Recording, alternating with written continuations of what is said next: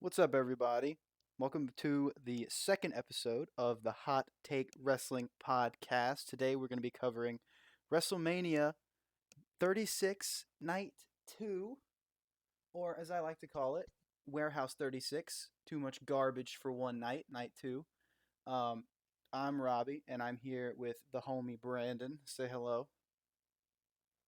What's up? What's up? Too big for one night. Too big for one night. That's what it's called. Indeed, too big for one night. Just a quick disclaimer before we get into the podcast. Due to COVID-19 and coronavirus, obviously, um, we are not able to be in direct contact with each other. So we are recording this through the internet and through Discord, which does not exactly bide well for a podcast. But we promise you that when things are back to normal, hopefully by April 30th, we can give you the best quality that we possibly can deliver and just go in with the best hot takes possible. Something else, we have an upload schedule now. We are prepared way too much for this. So Monday is going to be Monday Night Raw, in which Brandon covers. Wednesday will be NXT, which I'll cover. Thursday will be AEW, which I'll cover. Friday will be SmackDown, which Brandon will cover. And then if there's a pay per view that Sunday, we will both be covering it if that was not already obvious. Word. Um, Also, shout out to homie Jay Prizzle for the dope ass logo and the dope ass video background and the dope ass thumbnail. He's a real G. And follow us on Twitter as well at Hot Take RB. That's our Twitter handle. And if you like this video, make sure you like it. Actually, click the like button. Subscribe. Go ahead and click it. for Subscribe for more content just like this, and leave a comment telling us what you think. And support my Patreon. I'm just kidding. We don't have a Patreon. We don't have that yet, but here's the biggest thing. Let me build off of what Robbie just said. If you're a wrestling fan and you have friends who like wrestling, please share. You can hate us. You can hate us. Send this to your friends and talk about how bad we are. But get the word out. Yes, do Let's that. start a conversation. Let's start a conversation. That's all we want. All right. All Thank right. you. Back to you, Rob. So let's just jump right on into it. Some opening thoughts about the show. Brandon, did you have any going into WrestleMania Night 2? Um, I heard rumors that this night was going to be longer. So I was quite excited. I mean, we had a great lineup today. I mean, we had Cena versus the Fiend after seeing Undertaker and AJ last night. Who knows what that could have been? Um, Last man standing match, Edge and Orton, and stuff we'll talk about later. But yeah, I actually had higher hopes than last night for this night, and yeah, we'll get into that. And I want to say that Gronk said that he knows a thing or two about dropping the hammer on Championship Sunday. Thank you, Gronk. Gronk is awful. I'm sorry. I can't handle it. Yeah, same as me for Brandon. After last night, AJ Undertaker definitely made me excited for Cena Fiend. Uh, but yeah, Edge versus Randy Orton too. The build up for that match was amazing, but we'll talk about that as we get into it. The intro again was still way too long. It was I the same exact thing. I know why. I get it was the same thing, but why was it so long? I'll never Don't get get over it. it. I'll never go to it. All right. Anyway, so we open the show up with the NXT Women's Championship match. We had Rhea Ripley, the champion, taking on Charlotte Flair, and some pre-match notions that I had going into this match.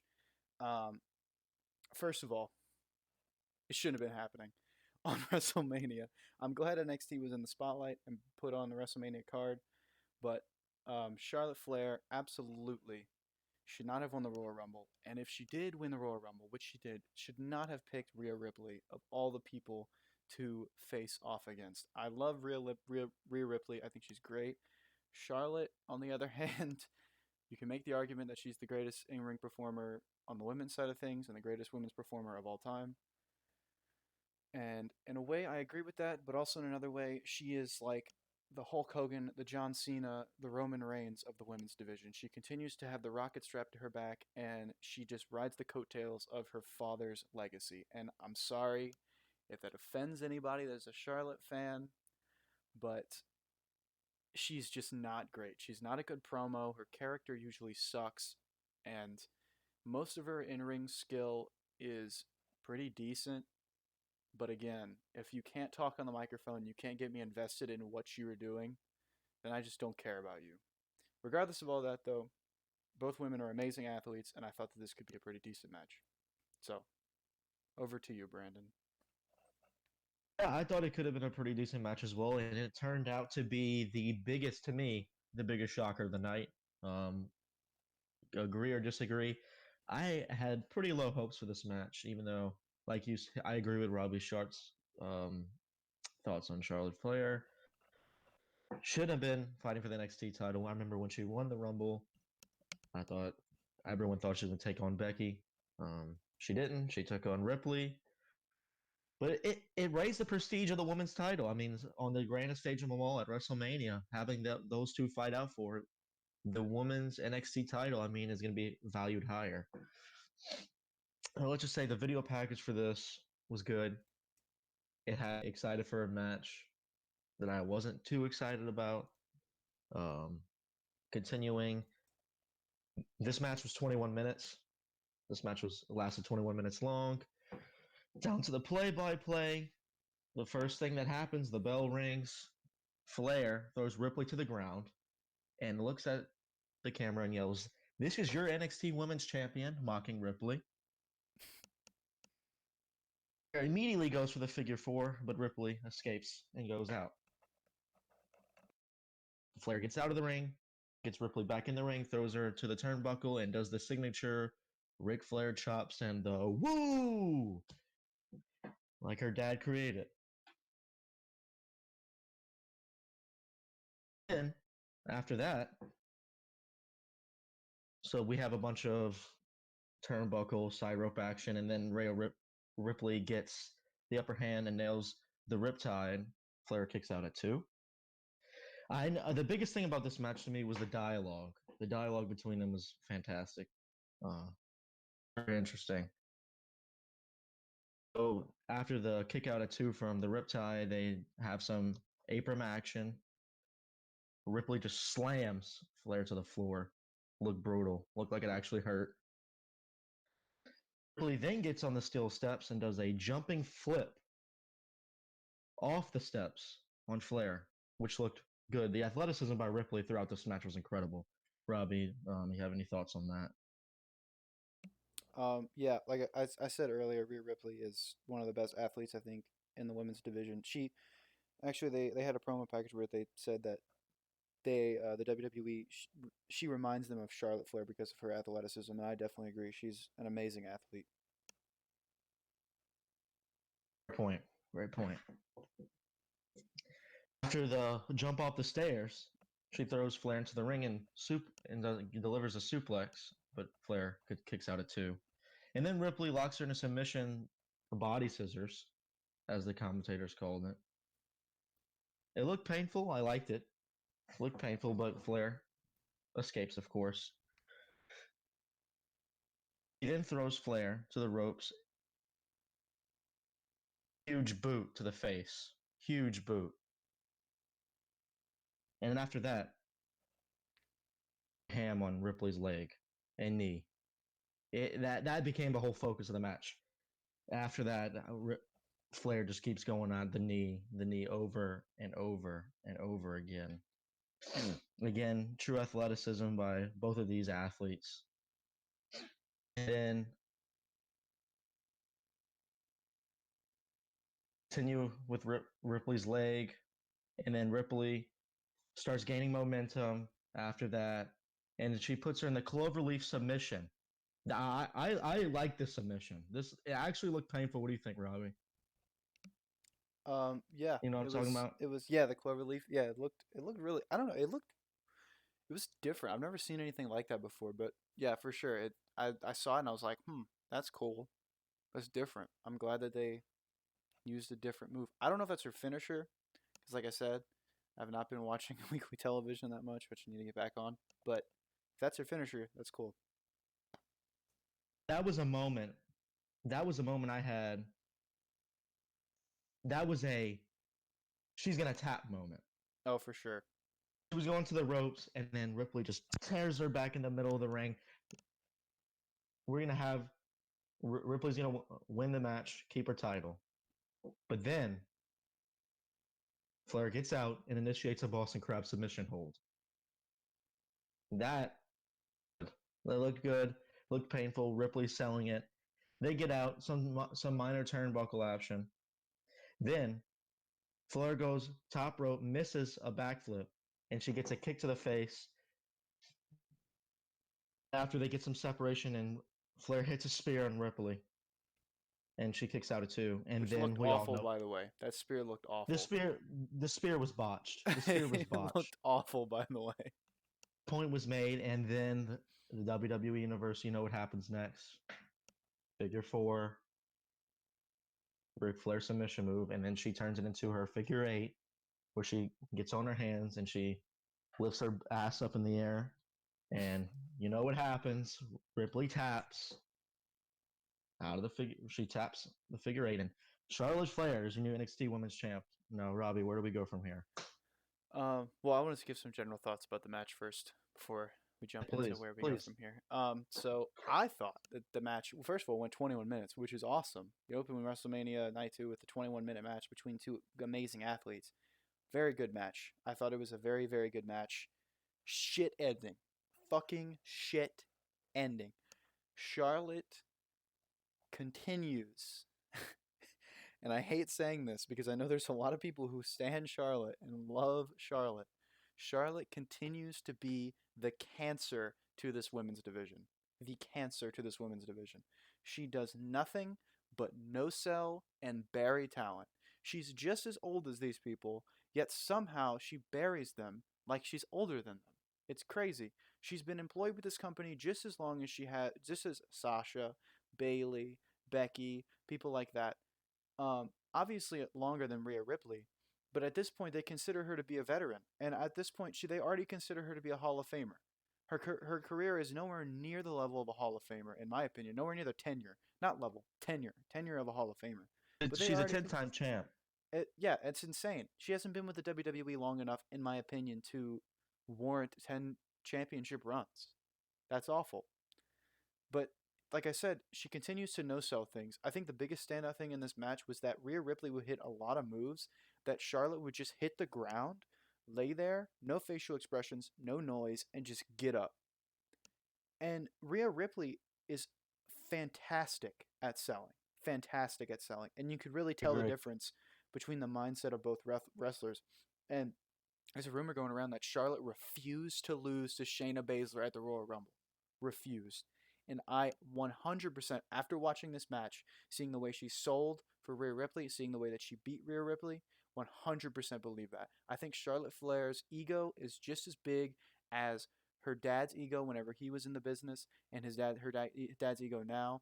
And I think her ego is so massive that she refuses to take a loss from someone she does not see as being the same level as her, if not better. And the funny part is that someone like Rhea Ripley, I think, has better mic skills than Charlotte, has a better character than Charlotte, is almost as good in the ring, if not better, than Charlotte. It just sucks because she has tenure with the WWE. She's blonde. She's objectively attractive, so Vince McMahon is wanking himself in the back to her. So he just gives her Ooh. victories, and it sucks.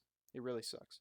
But during the match, I was excited because I was like, Rhea Ripley's turning into a star through this match. She looks fantastic, and the ending just ruined it for me. But that's whatever. But a big takeaway: Rhea Ripley did definitely look like a star.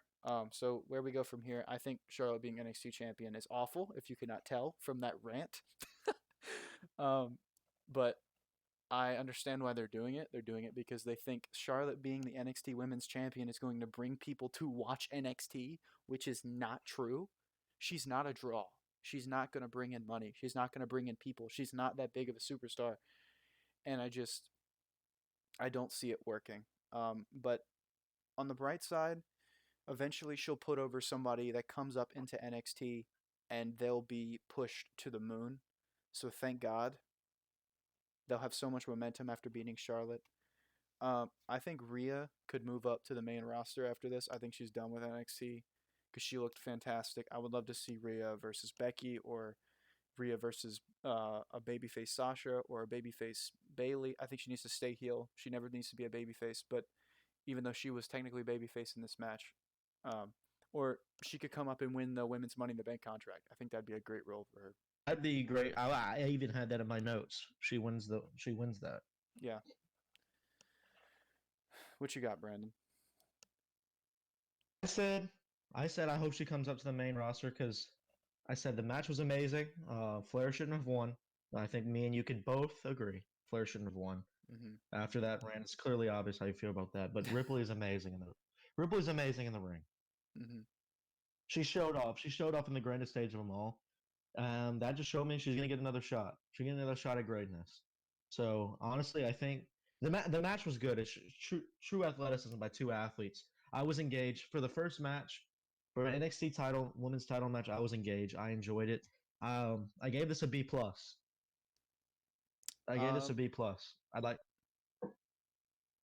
I gave it a C minus. Oh wow! Because, like I said on yesterday's podcast, I can't give something a C or above if I believe the wrong person won, and the wrong person won. See, I'd like to argue with that. I think the wrong person won, but what we saw, like the true, like what we saw in the ring, and what could come out of it storyline wise, I think, is amazing. Again, I mean, even though the wrong person won, I'm not gonna give it an A or an A minus. I'm gonna give it a B plus, just because I was engaged, and the 21 minutes was perfect. Oh, for sure, I thought 21 minutes. The spots were good. The spots were spot on. The spots were spot on, and Yeah. I was very happy. I was happy. I think good stuff's gonna come out of this. I hope so. All right.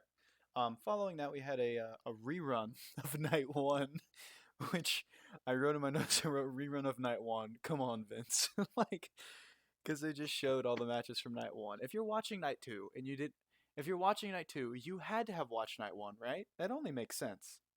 Only makes sense. Do you think anybody watched night two that did not watch what night one? I don't. I think if you watch night two, you watch night one. Exactly. That's the dumbest thing ever. Anyway, that's a rant for another time. The second match we had, easily, probably the best built match on the card. I would say this has to be the best storyline in WWE history. Aleister Black versus Bobby Lashley. So some pre-match notions. This match, if you couldn't tell by my sarcastic tone, this match is fucking awful and completely useless. I love Aleister Black. Aleister Black is fantastic, and he needed to win this match. And Bobby Lashley is probably one of the worst competitors on the roster. He is absolutely awful and brings nothing to the table. He's bad on the mic. He's not great in the ring. His character sucks. And you threw a attractive female in Lana next to him, and she looked so out of place. I don't know if you noticed that. I was watching her come out to the ring, and she just had this disgusted look on her face. Like I don't think she wanted to be there at all. Which She definitely did not. Like, she belongs to be next to Rusev, and I don't know where the fuck Rusev is, but that's neither here or there. Rusev versus Aleister Black would have been much better. Much better. I would have loved to see that match, regardless if there's no build up. I still would have shit on it because there was no build up, but I love Rusev and I love Aleister Black. Put it together. I want to see that match. Aleister Black came to the ring and he looked fantastic. I want to see Aleister Black versus Undertaker at some point, please. In a similar style we saw Styles. Take my fucking money. By the way, Robbie, before we go any further, thanks for bringing up Undertaker. He posted on his Instagram, "It's been a hell of a ride, 30 years." Oh, damn. Well, maybe it's over then. Yeah, I know you were hoping you could see that, but I don't think that I think his in-ring competition is done. Well, that's fine. I can always have dream matches in the back of my head. Black versus Taker is definitely a dream match for me. That's why we got WWE 2K. Exactly. All right, so I'm going to throw it back over to Brandon so he can give us the play-by-play for this intense matchup. Storyline galore. So yeah, hot takers. There was literally no storyline. This match was put together last minute. I'm sure most of you, I had no emotion. The only emotion I had was my connection to Aleister Black because I love Aleister Black. Ever since I saw him come in the ring and his in-ring skill, I was a huge fan. There's no video package. I wonder why. I didn't even think about that. This match took 6 minutes of our time, and Thank God. so the usual lockup, the usual jabs. The first cool thing we see is that we get a moonsault attempt from Aleister Black off the top rope when Lashley's outside of the ring, but it misses. And then after that, Lashley dominates. We get a swinging neck breaker. We just get the throws from the turnbuckle, all that minor stuff. We get a huge kick from Aleister Black. After that, we get a huge suplex from Lashley, which Black again kicks out. Aleister Black kicked out a lot. There was a lot of pin attempts from Lashley. After he kicked out, Lashley set up for what I think looked like a spear. I think it was a spear attempt, but then Lashley nails him with a knee. And he threw Lashley out and finally connected with the moonsault attempt that he tried to do earlier in the match when Lashley was outside of the ring. But then they both get up because they both got hurt from that maneuver, and Lashley comes in and does a flying crossbody, and Black is on the ground. And now we think Bobby Lashley is going to beat Aleister Black in the most meaningless WrestleMania match of all time. Then, this girl, Lana, insists that he spears him. Insist. When Lashley had the match won, he was going for some huge body slam. Robbie, do you know what that move he was going for? Yeah, I think he calls it the Destroyer. Something shit Okay. like that. Yeah. Okay, so Lashley going for the Destroyer via That's such a terrible name. via Robbie. No, it's Dominator. I think it's Dominator. It's not even better. But anyway, Lashley going for the Dominator. It's over, right? But then Lana says, "Spear him! Spear him! Spear him!" Lashley throws Black down, winks at Lana, and gives her a wink and a finger point. Says, "I got you, girl. I'm gonna spear him." And of course, this is the most predictable part of the match. Of course, when Lana wants him to go for a spear, and he puts Black down, he gets in the corner of the ring, and he goes for the spear, and then Black hits him with a Black Mass. And that's the match.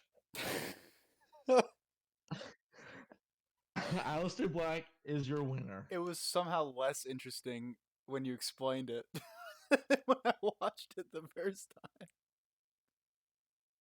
time. The only part I liked is how Lana's like, spear him, spear him. That wasn't even good. That wasn't even good. What are you talking about? I literally wrote in my notes, "Holy shit! Thank God that's over." Oh my god. I just like seeing Black Mass from Aleister Black. That shit hits. I mean, it's a great move. Yeah, it's like the RKO. It's the RKO of the modern era. I really think so. Huh? You really think so? Oh, for sure, it's the RKO of the modern era. He just hits it out of nowhere. I don't think Aleister Black is the Randy Orton of the modern era. I think Aleister Black is, in some sense of the word, a mixture of an Undertaker and maybe an Edge of the modern era. I like that a lot. But I think his finisher resembles Randy Orton. I think Aleister Black is just some of the best parts of all the Attitude Era stars thrown into one guy.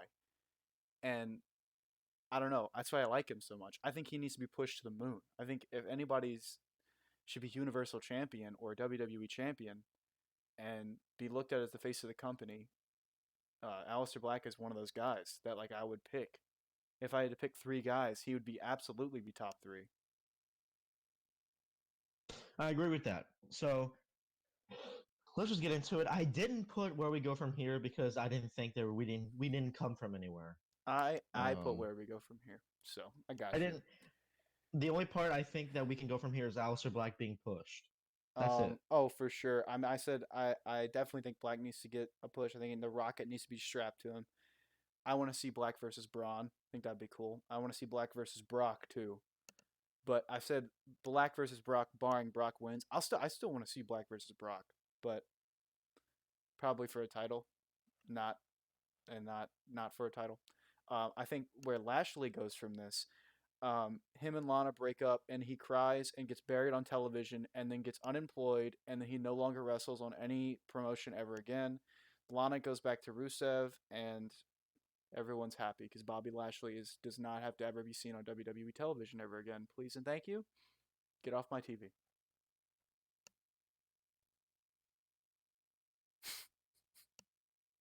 Okay, let's just ask. What did you grade this? I gave it a D. That's a bit generous, in my opinion. A D. We were pretty close. I gave it a D plus. A D is generous, in my opinion. And the only reason it wasn't an F or a D minus is because Aleister Black was in the match and he won. That is the only reason I didn't give it an F. And Plus it for looked me. like they're going in the direction that Lana and Lashley are going to break up, which is exactly what needs to happen. So it looks like they were doing things correctly. So A plus for WWE. The storyline sucked and the match sucked, but other than that, they look like they're going in the right direction. So thumbs up. Yes. All right. So moving on. We had Otis versus Ziggler. No, you're Robbie. incorrect. You were incorrect. Next, we had a Bayley and Sasha Banks backstage segment, Correct. which was very interesting. So they're backstage with Charlie, and Charlie asked Bayley what she's gonna do because she has to fight her best friend in the women fatal 5-way elimination match. And Sasha the whole time is just sitting there with her mouth closed and a smile on her face. And Bayley has the title like strapped around her neck, and she's like, "It, don't worry about it. Like we'll figure it out. It's gonna be fine. There's nothing to worry about here. Like I'm gonna walk away with my title. It's gonna be a fine match." Bayley walks away, and Sasha's starting to walk away, and Charlie grabs her, and she says, "Wait, Sasha, what are you willing to do to win the SmackDown Women's Championship?" And she says, "Well, you just have to wait tonight and see what happens." And that made me actually somewhat excited for a match that I could give two fucks less about, because I want Sasha to turn heel. And I even wrote here in my notes, "Please turn heel" in all caps. So, grant the fact that you can give me Sasha Banks on the microphone, which I love Sasha Banks, and you can give me Bayley walking away from a segment, thank God, because she's not too great on the microphone, and you tease a She's Sasha not. Banks heel turn, make me excited for a match I didn't give a fuck about. That's good to me. So I gave it a B, actually. So I don't know if you graded it because you were I ready to did jump grade it. into Otis Ziggler. You did? I was ready to. I honestly I have it right here. I took notes for it. I just want to get into Otis Ziggler. I'm ready to talk But about yeah, that. I gave it a B too. I gave, like you said, I was excited for the match that I wasn't really that excited about. On SmackDown, the SmackDown failed to get me excited for this match, but that promo got me interested because, like you said, I like exactly what you said. I want to see Sasha turn on Bayley, but we'll discuss that later for that match. But yeah, that backstage promo was a B for me. So yeah, Robbie. Yeah. All right, moving on. So Otis versus Ziggler. This actually might be the most built up match outside of Randy Orton versus Edge. So going into it, it was like one of the only matches that had some type of story, which actually wasn't a terrible story. It was very like soap opera esque, but I still was enjoying it because I love Otis. I think Otis is amazing. I think Ziggler really came into his own in the prick role, and I love Dolph Ziggler in the ring, and I love Dolph Ziggler as a performer, but I think that he's definitely not used the way he needs to be. He's a glorified loser, which was evident in this match. But I think he definitely fit that role of like prick and being a dick to somebody who's a really nice guy and like trying to get a girl. Um, The match was very predictable, though. I mean, I said Otis should win, and I don't think anybody expected Otis not to win. I also had something about the hacker. The hacker was not even revealed. They had nothing about the hacker except in the promo package, which was absolutely fucking hilarious, by the way. I don't know. I don't know what you thought about it, Brandon, but I thought it was fucking hysterical. Oh yeah, that the promo package wrapped up the whole build up in a nice package, and Yeah, I thought it was it was perfect for sure. But the hacker, yeah if for they would sure. have revealed him, I was wishing it was Ali, but they did not reveal him at all. So I guess we have to wait for Friday or Monday, whenever they decide to do it. But yeah, we It would be Friday. okay. Uh, do you have any thoughts before we get into the play-by-play of this match? Oh, I'm ready to get right into it, please. Oh shit! All right. So Otis and Ziggler both in the center of the ring, and Michael Cole says, "This is the most personal matchup in WrestleMania history," and I thought that was fucking hilarious because in no way, shape, or form is this the most personal matchup in WrestleMania history. um, Sonya Deville came out with Dolph, she was at his side the whole match, and in my opinion, she looked very out of place, like Lana It did did. with what's his face, Bobby Lashley. I think Sonya Deville is actually lesbian, like confirmed homosexual. Doesn't matter. No, it doesn't matter. No, I'm just saying like they're trying to put her in a role that's uncomfortable for her I because agree. they're She she looks so did out of look out of place. place. She looked like she didn't know how to handle it, and like I don't know. I just don't like that. Anyway, the bell rings, and thank God the way the match started. Otis immediately went on the offensive and started beating the shit out of Ziggler because, if you want to claim that this is the most personal matchup in WrestleMania history, that's the way it should start. Dolph realized he was being aggressive, so he baits him, whips him into the corner, and nails a super kick immediately, sending Otis to the outside. Um, Dolph goes outside, grabs Otis, throws him into the steel post, back into the ring, covers him for the 1 count. Dolph goes on the offensive and he's looking for a chin lock, or he has a chin lock in, and he goes for a slam on the mat. Um, Otis gets up and Dolph hits a fucking phenomenal looking drop kick. He's got his drop kick is so gorgeous. Oh my god. He covers him for the 1 count. He goes back on the offensive, gets another chin lock, but this time he puts it on the top rope. He rakes Otis's eyes. He follows that up with a neck breaker and jumps up, hits the elbow for a 2 count on Otis, and goes back to that chin lock. I don't know what he was doing with the chin lock, but whatever. Otis starts to rally, um, and he gives a few blows to Dolph's midsection. Dolph goes back on the offensive and goes for a drop kick that Otis reverses into a seesaw throw into the corner. Dolph gets out of the corner and starts chopping and punching as Otis starts hulking up, and he grabs the rope in the corner and fucking air humps, which I thought was hilarious. He goes back on the offensive against Dolph, gives him a massive headbutt and a couple of clotheslines, slams him into the center of a ring with, I think, which looked like a Michinoku driver. I don't remember. Picks him up and whips him into the corner hard 3 times, and Dolph selling it like he does, like a fucking floundering fish, because he's really good at selling. He picks him up, tosses him over the top rope, and goes outside and whips him into the barricade and the ring post. Throws him back in the ring, whips him again, goes for a pop-up world's strongest slam, or they called it the compactor, or it was like a version of the compactor that he used, but it was a Compactor. pop-up world's strongest slam. That's not the compact. The compactor is the tag team finisher.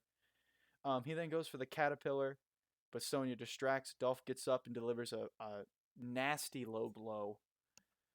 Mandy's music played then. Right after that, Mandy runs out of the ring and she starts talking to Sonya and gives her a good slap, and then starts punching her, throws her into the ring, and the ref is distracted by what's going on with Sonya. She gets in the ring. Dolph is like, "What are you doing? What are you doing?" She delivers a kick right to the kahunas on Dolph Ziggler. Dolph Ziggler's laying on the ground. Otis sets up for the caterpillar, which is absolutely amazing. I love the caterpillar, and covers Ziggler for the 1, 2, 3. So some general thoughts about this match. I had a smile on the whole time Of because course. I love Otis, and it was just like a feel good moment. you know, it was just one of those moments. A great moment for him. Obviously, he's the luckiest man alive because he got to kiss Mandy Rose in the middle of the fucking ring. And I would have loved to see this shit in front of a live audience. I think the audience would have went nuts for that shit, especially the final caterpillar and the low blow from Mandy. I don't know. I wish it was in front of a live audience in a different situation. It just sucks because Otis definitely had a big WrestleMania moment, and it just would have been so much better and more memorable had it been in front of a live audience. You have any thoughts? I agree. That would have been talk about pops.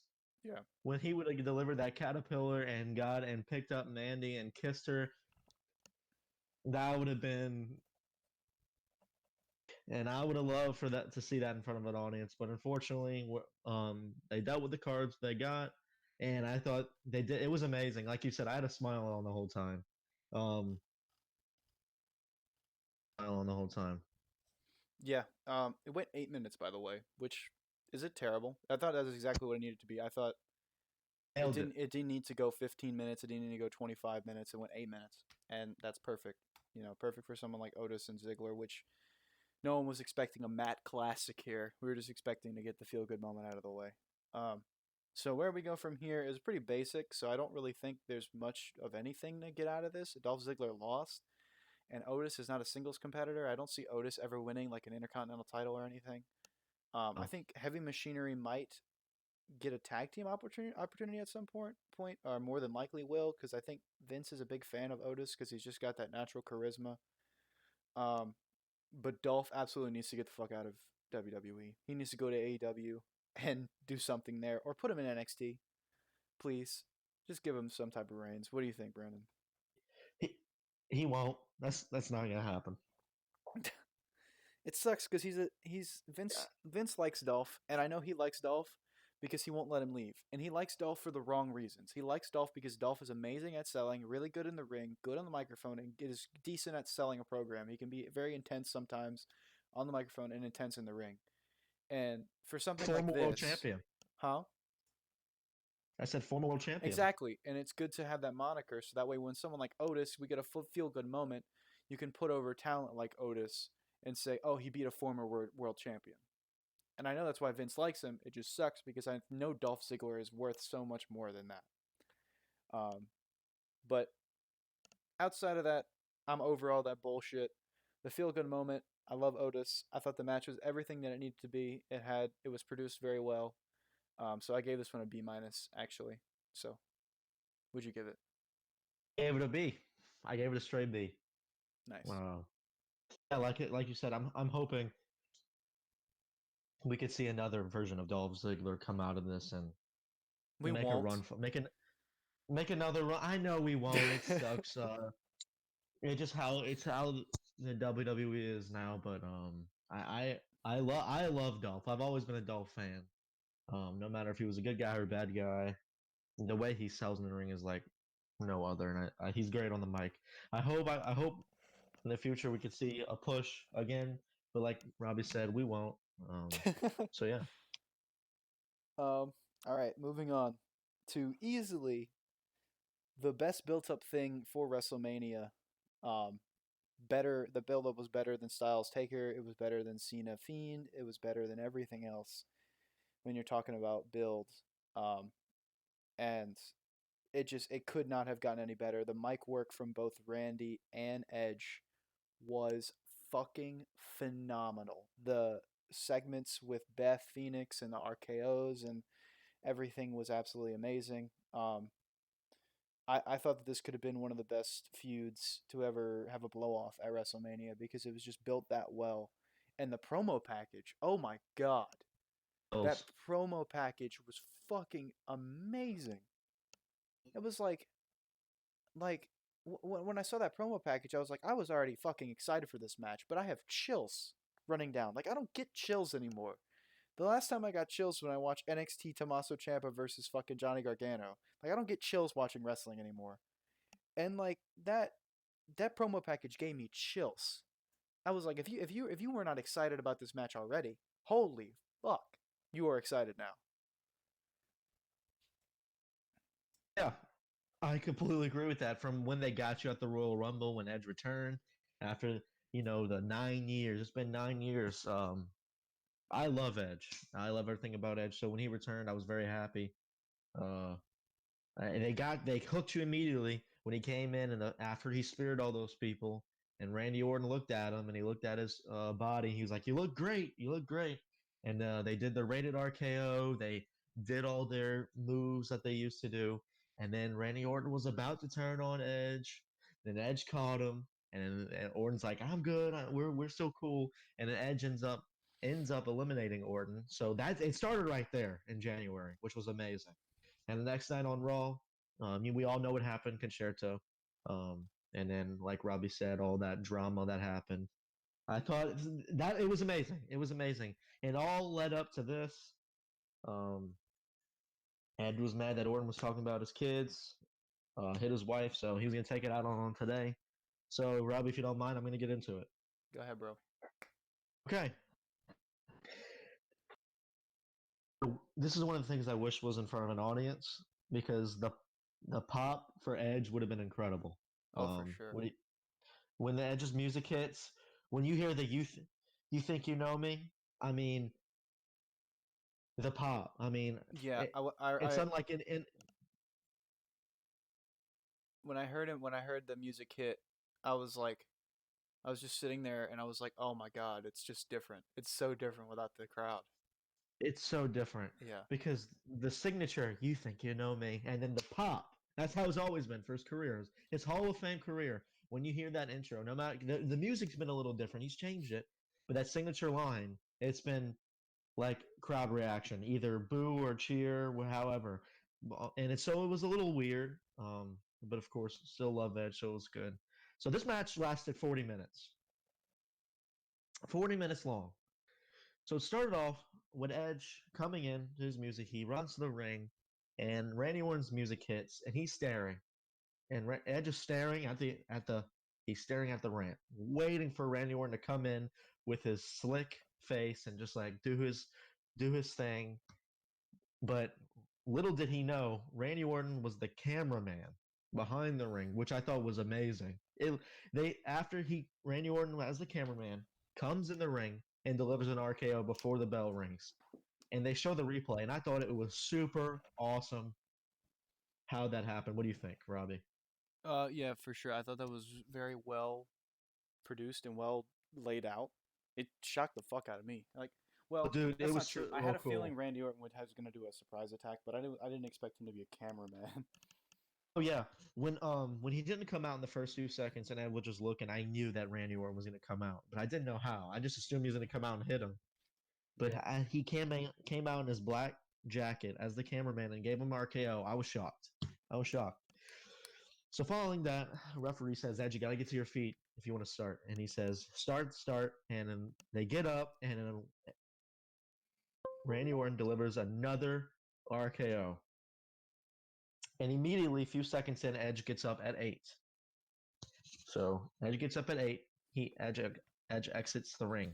Orton hits him with the camera again. Edge down. He gets up at 7. They go backstage to the gym. Orton proceeds to, Robbie, help me out on this one, tie him up in some weird. I don't know what he was trying to do, honestly. It was like But I don't know what it's called, but they were in like the gym of the performance center or like the little workout area, and he was tying him up in something that they used to work out. I don't yeah, know. it I don't know what it's called. it did that spot didn't look the best. He tied him up, and Orton tells him, "I'm always gonna love you. I'm always gonna love you." I thought that was a cool line. So he starts hitting him, and Orton goes to get a big weight, a big circular weight, but Edge gets up and drop kicks him, and drop kicks the weight, and the weight hits Orton in the face. Oh, and then Edge picks Orton up, puts him in a computer chair, grabs the pull-up bar, and just launches his body at him. Then he proceeds to yell at him, 9 years, Randy, 9 years. That's alluding to his when he was out of competition. So all the frustration built inside Edge was taken out in good dialogue. I thought the dialogue was good. Was It wasn't as much dialogue as I thought it was going to be. What do you think? Yeah, definitely. I thought they could have done a better job at like talking to each other and trying to sell the match. I thought it was a lot of heavy breathing and like It, just bullshit, it especially was. from Randy Orton's part. I wanted to hear him, be the legend killer or the Viper, whatever they call him, the sinister, sadistic like Randy Orton. I wanted to hear him say, you know, shit about Edge's wife and his kids, like he was talking about in his promos, but just we didn't really get any of that. Uh, for the past two nights, last night and then this night so far, how they dealt with the dialogue, especially with like Sami Zayn and Daniel Bryan, and the Boneyard match, how they talk to each other. Hmm. I thought the I thought the dialogue was going to be, especially for this one. If anything, this one, right? Yeah. If anything, but it wasn't as much dialogue. I'm not complaining. Two great superstars, but when the dialogue was there, it did hit. 9 years Randy Edge delivered. So they go in this area with the red lighting, and Edge is in control at this point. And they go back, and he's leading him, and he throws him against the garage wall. And then after that, he takes him after they leave the red lighting area, and they go back to the ring. When they go back to the ring, well, they head back to the ring, so they're by the barricade.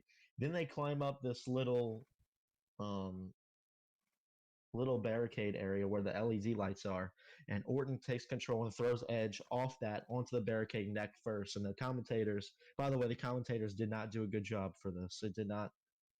Just a little side note, Robbie, you can chime in if you disagree or agree, but the commentators, I'll talk about that it when made. you're done. Oh yeah, that let's yeah. Take away my side note. We'll have a conversation with that. But so commentators made it a point to say, "Oh, Orton threw Edge on the barricade neck first." So that was a big deal because his neck surgery and everything. So Edge gets up at 9, so the tension starts building. They proceed to go back in the locker room area. Orton's in control, but then as Orton's about to slam Edge's head on the steel table, Edge takes control, hits his head, and puts him on the table. Then Edge does this really, really cool thing where he climbs on the table, and there's like a little chain link fence above it. Gets on that chain link fence, jumps, climbs up, and jumps and delivers an elbow drop. I thought this spot was cool. What do you Oh think? yeah, that was fucking awesome.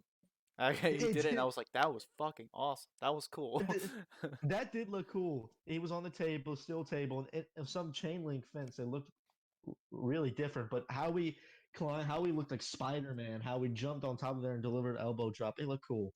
Hmm. So after that, they're starting to move in the storage facility, and Orton must have hit the cameraman because the cameraman. This was a funny part to me. The cameraman falls down, and the camera falls, and all you see is the cameraman's feet. Uh, it was like so the camera's out of tilt, so the um the little line for that was, "Oh, they knocked out the cameraman." So I thought that was cool. So and then after that, because he's knocked out, you get another cameraman running to get their fight on camera. So they go in the storage facility. So after that, you get a little by the camera. Orton does some moves, another 9 count from Edge. Edge gets up at 9 again, and then they're exchanging punches, moving to the next spot of the match. Which this next spot was the best spot, of course, to me. One of the best. We see the table, and we see a ladder, and we see like a cage.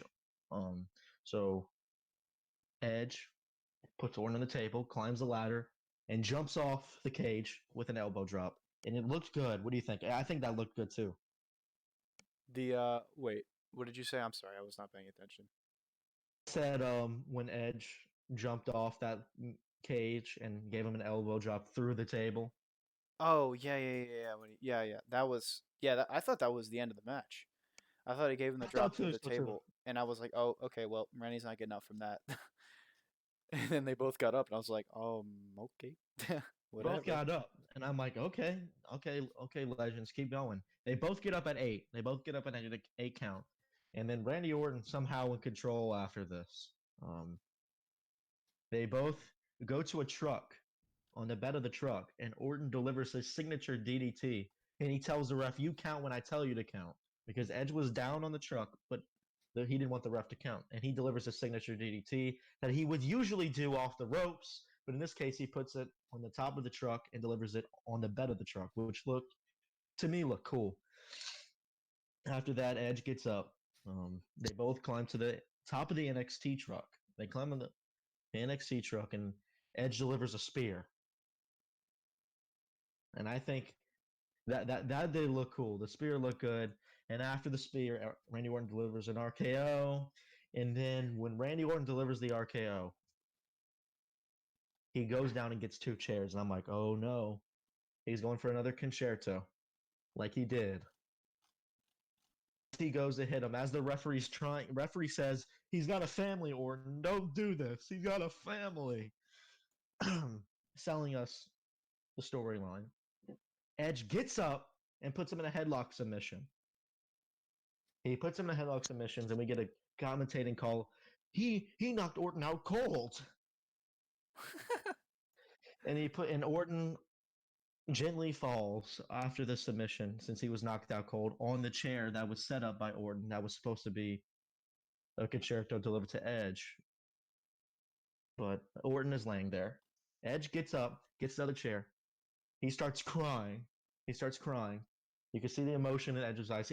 Edge is amazing. Edge is absolutely a great seller. I thought this moment where he's crying was amazing. What do you think? Yeah, that was awesome. That definitely was the best part of the match, in my opinion. He hit the chair thing, and he was, or no, that was before that, right? He was crying. But yeah, before he hits with the ultimate payback, when he ultimately hits a concerto on Orton, he was crying. It looked good. Like, he was sitting there. He had the chair. He was looking at Orton. You even maybe thought he was not going to do it. He was like, Yeah. that's how he looked. That's how he was selling it to me. And I was eating at all of it, Edge's emotion. And he delivers a concerto. And of course, after this was around the 40th minute, after he hits the ultimate payback, Orton is not getting up from this one. Orton is not getting up. And of course, we get the 10 count. And the referee rings a bell, and we get, on this day. And so, wins. I don't know what's in the future for Edge's career. I don't know if he's going to retire. He said in that Monday Night Raw after the Rumble he's going to retire on his terms. So maybe this is his terms after this match with Orton. Maybe he starts another feud for SummerSlam, Money in the Bank, something. What do you think? Where do we go from here? I wanted to give my general thoughts about the match first. Oh, sorry. I just keep going to that because I get so excited for your opinion from where we go from here. Because you're super creative. But yeah. I wanted to give my thoughts. Tell me. Yeah, so watching this match, I thought the moment Edge came out, I was like, man, he looks fucking phenomenal. He looks like he hasn't missed a day. Like, it's crazy. Oh, yes. There was one spot in this match that they were in the back, and they were walking in the back, and they had 2 posters. One of them said Clash of Champions, and one of them said SummerSlam, and had Brock Lesnar at the top with Roman Reigns, Samoa Joe, and Braun Strowman on it. And I thought that was hysterical that they had a poster of that SummerSlam in the back, because that SummerSlam was fucking awful. That's the one where Shinsuke Nakamura lost to Jinder Mahal for the WWE Championship. Yes, yes, that was bad. So, just a small tidbit, small comment about that. I mentioned about the commentary. The commentary in this match was horrendous. Byron Saxton and Tom Phillips are awful together, and they are awful at what they do. They both are not good commentators and had absolutely no place in this match. Byron Saxton and Tom Phillips were not even in the wrestling business when Edge and Randy Orton began their feud and their friendship. When they started Rated RKO, Byron Saxton and Tom Phillips were not even there. Michael Cole was. JBL was. So why the fuck weren't they commentating this match? That makes absolutely no sense to me. They know the history. They know the backstage shit. They know everything about it, and they can explain during the match the history and the friendship, the lineage that these 2 wrestlers have. Tom Phillips and Byron Saxton don't know anything about these 2 guys. And they're over here trying to explain to me, or they're trying to make me believe that they know the history and they know the lineage. Michael Cole and JBL would have done so much of a better job. So much of a better job. Or bring in a Triple H. Bring in someone like that. Bring in a Christian. Why did we have Christian or Batista? Or I would have loved to hear Michael Cole and Christian call this match. Christian, who's Edge's best friend, tell him about how Randy Orton, and Edge were just as close to friends as him and Edge were. That would have been fantastic. But no, we got Tom Phillips and Byron Saxton, who again were not even involved with the wrestling business when these two guys started out their careers and were together as a tag team. Fucking awful. That's fucking awful. Um, I thought this match had a lot of potential. As I stated before, it could have been one of the greatest feuds I think in WrestleMania history because of the build was just amazing. And you're gonna get mad at me because I know how much you love Edge and I know how much you love this match, and because you told me that you liked it a lot. But it was ultimately unmemorable and forgettable, in my opinion, and the build up was way better than anything that happened in the match itself. Um, I think the biggest thing that stood out to me in the match was when Edge had Randy Orton laid on the chairs, and the ref started counting, and he looked at me and said, "Don't fucking count, don't fucking count," and they bleeped out "fucking," and I was like, "Damn, he really just said that." Um, and then the ending visual looked really great with Edge standing over Orton, but like I said before, ultimately unmemorable, forgettable, and it sucks that I have to say that because I love Edge, and I was really trying. I was trying so hard to be invested in this match, but I just was not as invested as I could have been. So I'm I sorry, bet you say Brandon. that. I'm sad. I'm super sad. So Um, I'm curious to hear your grade for this. um, well, before we give the grade, I want to say where we go from here. Because I think Edge and Randy Orton both are not exactly the main event level talents that they used to be. So I don't think that either one of them needs to be leading this company into a new era or leading this company in, whatever they're doing. I think maybe a mid card title would be good on them so that they can put over somebody else or just have matches with people in the company right now to put them over. And I think that Randy's already had matches with a lot of people, and I would like to see Randy with like an Intercontinental title or something so that way he can put somebody else over. That'd be cool. Edge though, Edge versus AJ Styles needs to happen. I don't care what anyone says. That match needs to happen. Whether it's for a WWE title, whether it's for the Universal title, whether it's not for a title at all, Edge versus AJ Styles is a must see main event level Mm. WrestleMania fucking match. That match is money. That is cash money. I would pay so much money to see that match. Even put that in my where do we go from here notes because that moment. I know you remember that moment in the Royal Rumble when he comes in and after Edge spears everyone, and him and AJ go toe to toe and they look at each other. That was amazing. Um, that made me want to see that matchup, and I think, like you said, regardless of what it's for, we need to see it. We need to see it. For sure. So what'd you give this, Brandon? What grade? Because how it was a little drawn out, and that only reason I gave this because of the build up and the athletic talent. I gave this an A minus. A minus because I loved it. I loved it. It didn't have to be 40 minutes. Was But it if really I could 40 see Edge on my minutes? yes, it was. Holy shit. It didn't have to be that long. It could have been a little less time. Um, but if I get to see these two guys on my screen for 40 minutes, I'd rather that than any other thing. So A minus for me. Another win in the WrestleMania for Hall of Famer Edge. I gave this one a B minus because, like I said, 40 minutes is a little too long for a match that they definitely tried. I definitely could tell that they were trying, but it was just ultimately unforgettable, and it was a little bit of the match that I was like, can we get this over with, please? Like, I'm ready to see Drew McIntyre win the WWE Championship. Just one of those things. The show didn't end till like 9:45, 9:30. So Yes. I didn't know how long any of the rest of the matches were gonna last, and I didn't want to be up till 11 o'clock at night. So I was just ready for this to be over with. Anyway, on to the best segment of the night, the 24/7 title segment. Um, so Mojo Rawley runs out with a group of people attacking him, trying to get his title. And Rob Gronkowski is on the little eagle perch that is from the Performance Center, and he does a free fall dive, pins Mojo Rawley for the 24/7 title. And if you care about this, you should absolutely rethink your life because this was awful, and Rob Gronkowski is awful, and the free fall looked fucking terrible, and all he had to do was fall off of the top of a fucking eagle perch. And if this is any indication of what we're gonna get with him in the ring, that is trash. My biggest thing with this is that they paid this guy so much money. They paid him to have like a 2-year contract, 3-year contract, and they paid him a shitload of money for what? To feud with Mojo Rawley? Are you kidding me? I didn't even give this a grade. I put grade laughable. That's what I graded it. Laughable. Because it does not even deserve a fucking grade. It's that bad. I'm gonna disagree. Oh my god.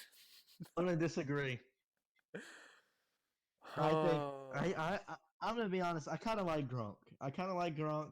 I think he has potential. I think he could bring some like another. I think he could bring a spark in the comedic aspect for the WWE. I think he could bring. I think he could bring the 24/7 title to be cooler than what it is. I think it has potential. I'm not saying it hasn't hit it. It's hit it yet, but this is how it starts. Um, you're gonna hate me, but I gave it a C. Oh my god. I can't be your friend anymore. No, dude, I gave it a C It's because it's awful. it's just average. I mean, it's not bad. It It's is not terrible. good. What are you talking about? It's fucking terrible. There's nothing interesting about the 24/7 title. Nothing. It's so bad. It was made by Mick Foley. It looks like shit. It's a green It does.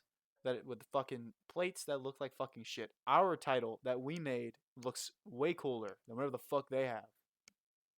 I will agree with that. The title doesn't look good, but I like Ron Gronkowski and I like him. I know you don't, but I do. And I think it could be something cooler than what it has been. So, well, I mean, we'll see. We'll see. We'll see. It's terrible. All right, moving on. We had the Raw Tag Team titles defended. The Street Profits, the champions, versus Angel Garza and Austin Theory. So some pre-match notes. I love the Street Profits, by the way. I don't know. I don't know about you. The Street Profits are great. I love the charisma of Montez Ford. I think he's athletic as fuck. Obviously, Montez Ford is the money in that tag team. Angelo Dawkins is not great, but he's fits with Montez Ford, which it works. And on the other side of the coin, Angel Garza and Austin Theory are absolutely, absolutely the future of this fucking company. I don't. Angel Garza has Eddie Guerrero written all over him. Oh my god. Wow, I even put that in my notes. Oh my god. Just the way he presents himself, the smile, the sarcasm, it's just fantastic. It's fucking fantastic. WrestleMania. And then Austin Theory. Austin Theory is the face of this company. That guy has John Cena written all over him. You can take one look at him, his in-ring skill, take one look at him. He looks like John Cena. He's got the build, he's got the natural charisma in the ring, he's got the skill. I haven't heard him talk on the microphone yet, but I'm sure he's working on it. And they like him enough to give him this role at a WrestleMania when he literally just came into the company. He literally was just brought up and placed in this position. He was in NXT not doing anything, and Vince McMahon had to pick one person to put into this position outside of Andrade, who is dating Charlotte Flair, by the way, and holds the United States Championship. And of all the people in NXT, he didn't pick a Finn Balor. He didn't pick a Johnny Gargano. He didn't pick a Tommaso Ciampa. He picked Austin Theory, someone who has not had a lot of experience. Why? Because Austin Theory is the future of this company, and I think Vince McMahon sees it just like I see it. Did you take notes for this match? Absolutely not, because it was your match. Yeah, I was gonna say because if you were so passionate about it, I was gonna let you do it. I'm not. I was not passionate But about the match. I'm passionate about Austin Theory and Angel Garza. Especially Austin Theory. I don't know. I think he's great. I just need to see more of them. I need to see more of them to say those kind of big words. All right. Well, we'll see. Um, personally, I wasn't excited. I like the Street Profits, but I wasn't that excited for this match. This match lasts 8 minutes. Um, of course, and we got Garza saying WrestleMania about 20 times. Um, Vega was really annoying. I don't like her character at all. Oh, you don't like fucking Selena Vega? She's so hot. No, I mean she's hot, but she's annoying. And I mean, let me get into it. This match, I mean, there wasn't much substance to this match. I mean, if you would disagree or disagree, I I absolutely mean, would it was agree. much. It was basically the Street Profits started off dominating with they had their moves. Um, Garza gave a huge super kick to Dawkins at one point. Then after that super kick, Theory and Garza were dominating, and after that it was hot tag central.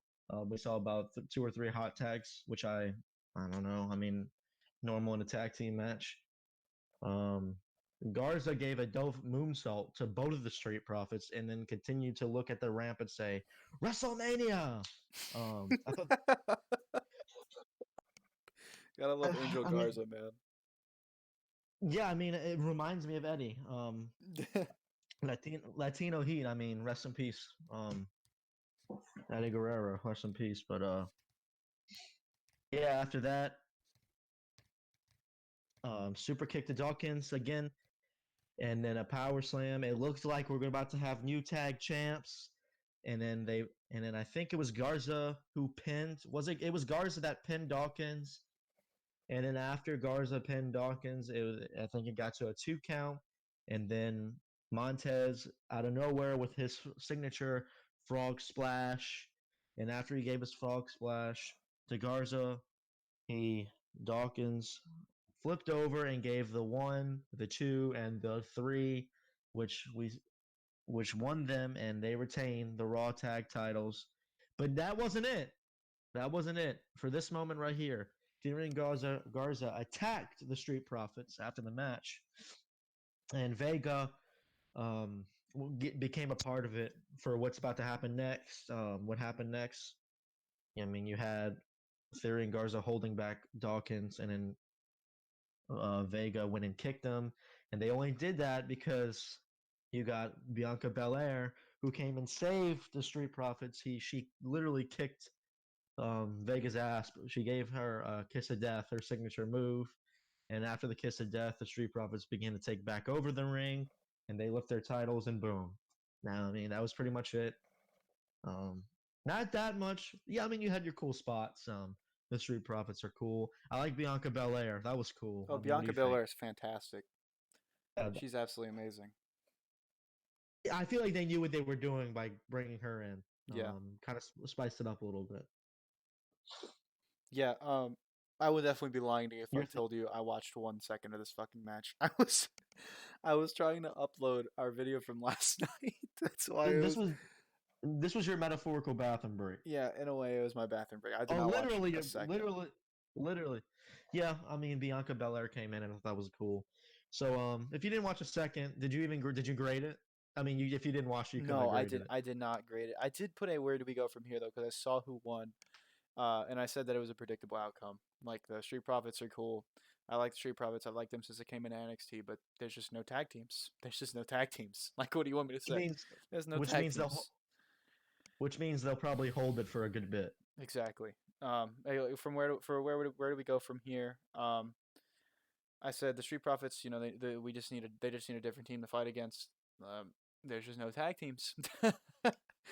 The post match attack made it look like we might get a rematch, which I don't want to see. If we get a rematch, I want it to be Garza and Andrade, even though Andrade's holding the U.S. title.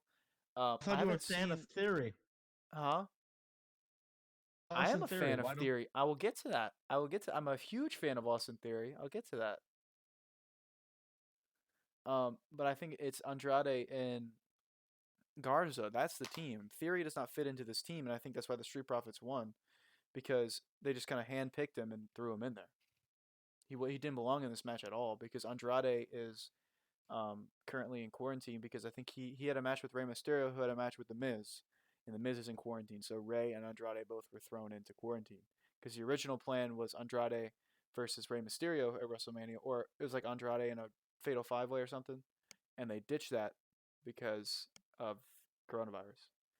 But yeah, If we see this again, Andrade needs to be there, in my opinion. I want to see Andrade and Angel Garza together because I would love to see a match between those two, like heel Latino versus babyface Latino, maybe. Because I think Angel Garza could be a really good babyface. He could be like an Eddie Guerrero type babyface where he's got the crowd in the palm of his hand. And Austin Theory needs to go back to NXT, perfect his craft, and become the next John Cena because he will be WWE That is champion. I'm telling you right now. That's big words, Robbie. That's big words. I am telling you right now. 1 year's time, Austin Theory, 1 year, Austin Theory will be WWE champion. Oh, let's mark that down. Hot takers, if you're listening, remember. He said it. 1 year from now, Austin Theory will somehow be WWE champion. I'm just saying, okay. If you look at the way that it was laid out, Vince McMahon is in love with this guy. Right? He comes out the way he came out, where he just handpicked him and put him into this match because Andrade was out. His entrance, they gave him an actual entrance. His entrance was actually good. They gave him decent theme music. He's got good looking tights. He is a decent looking guy. He's got good looking in ring skill. Sure, they put him in the ring with Angel Garza, who I don't think Vince McMahon gives a fuck about, but they put him in the ring with the Raw Tag Team Champions against Zelina Vega, who is great. I'm telling you, this guy is going to be something. He's going to be something. I'm just saying. And I think agree with all your points, though. I think Zelina Vega and Bianca Belair are probably going to have a match. Maybe if Zelina Vega wants to wrestle, I don't know. But Bianca Belair is great, and if they're going to pair her with the Street Profits, that's an A+ for me. Even though I don't want to see Bianca as a babyface, but even though she was kind of a babyface in NXT. Against definitely. Shayna, but she's like a badass babyface, so I'm okay with it actually. If she gets paired with the Street Profits and the Street Profits immediately, their stock is improved in my opinion. Give her the SmackDown Tag Title or something, or SmackDown Women's Title, please, something. She's great. She needs something. I didn't even grade this, so I don't know. I gave this a D+. I gave it a D+. It sounds like it's about a D+. Huh? Mm-hmm. I said it sounds like it's about a D+. Okay, here's what. Let me just give a quick explanation. D+ because the substance was okay, predictable, but I gave it the plus to the D because of Belair. Like Robbie said, Street Profits stock goes up if Belair's paired with them, and I think that's why I gave it a D+ because of Belair. That was cool. All right, moving on. The next thing we see is our new host. Fucking Mr. Titus O'Neil taking over Rob Gronkowski. And if you want to talk about someone who is the role that Rob Gronkowski is going to be in his wrestling tenure, Titus O'Neil is the perfect mold to give to Rob Gronkowski. Please. Off of television and randomly shows up. Does not wrestle. That is the role that Rob Gronkowski needs to have in the WWE. Please. I had a smile on my face when I saw that man show up. I thought it was so fucking funny. Because Titus O'Neil is nothing special. You want to talk about someone who's bare bones, just WWE lifer who has nothing to do with anybody and will never be in an important feud ever again. Titus fucking O'Neil, man. The only way people will ever remember him or recognize him is when he slipped in the Royal Rumble. Exactly. And went under the ring, and that's it. He had that small little tag team title run with the Primetime Players whenever what's his name was here. I forgot his name. But that was okay. I guess. Exactly.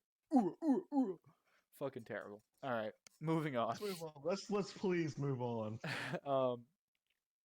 This match was actually it was what it is what it is. This match, I took extensive notes on this match, so it might take me a while.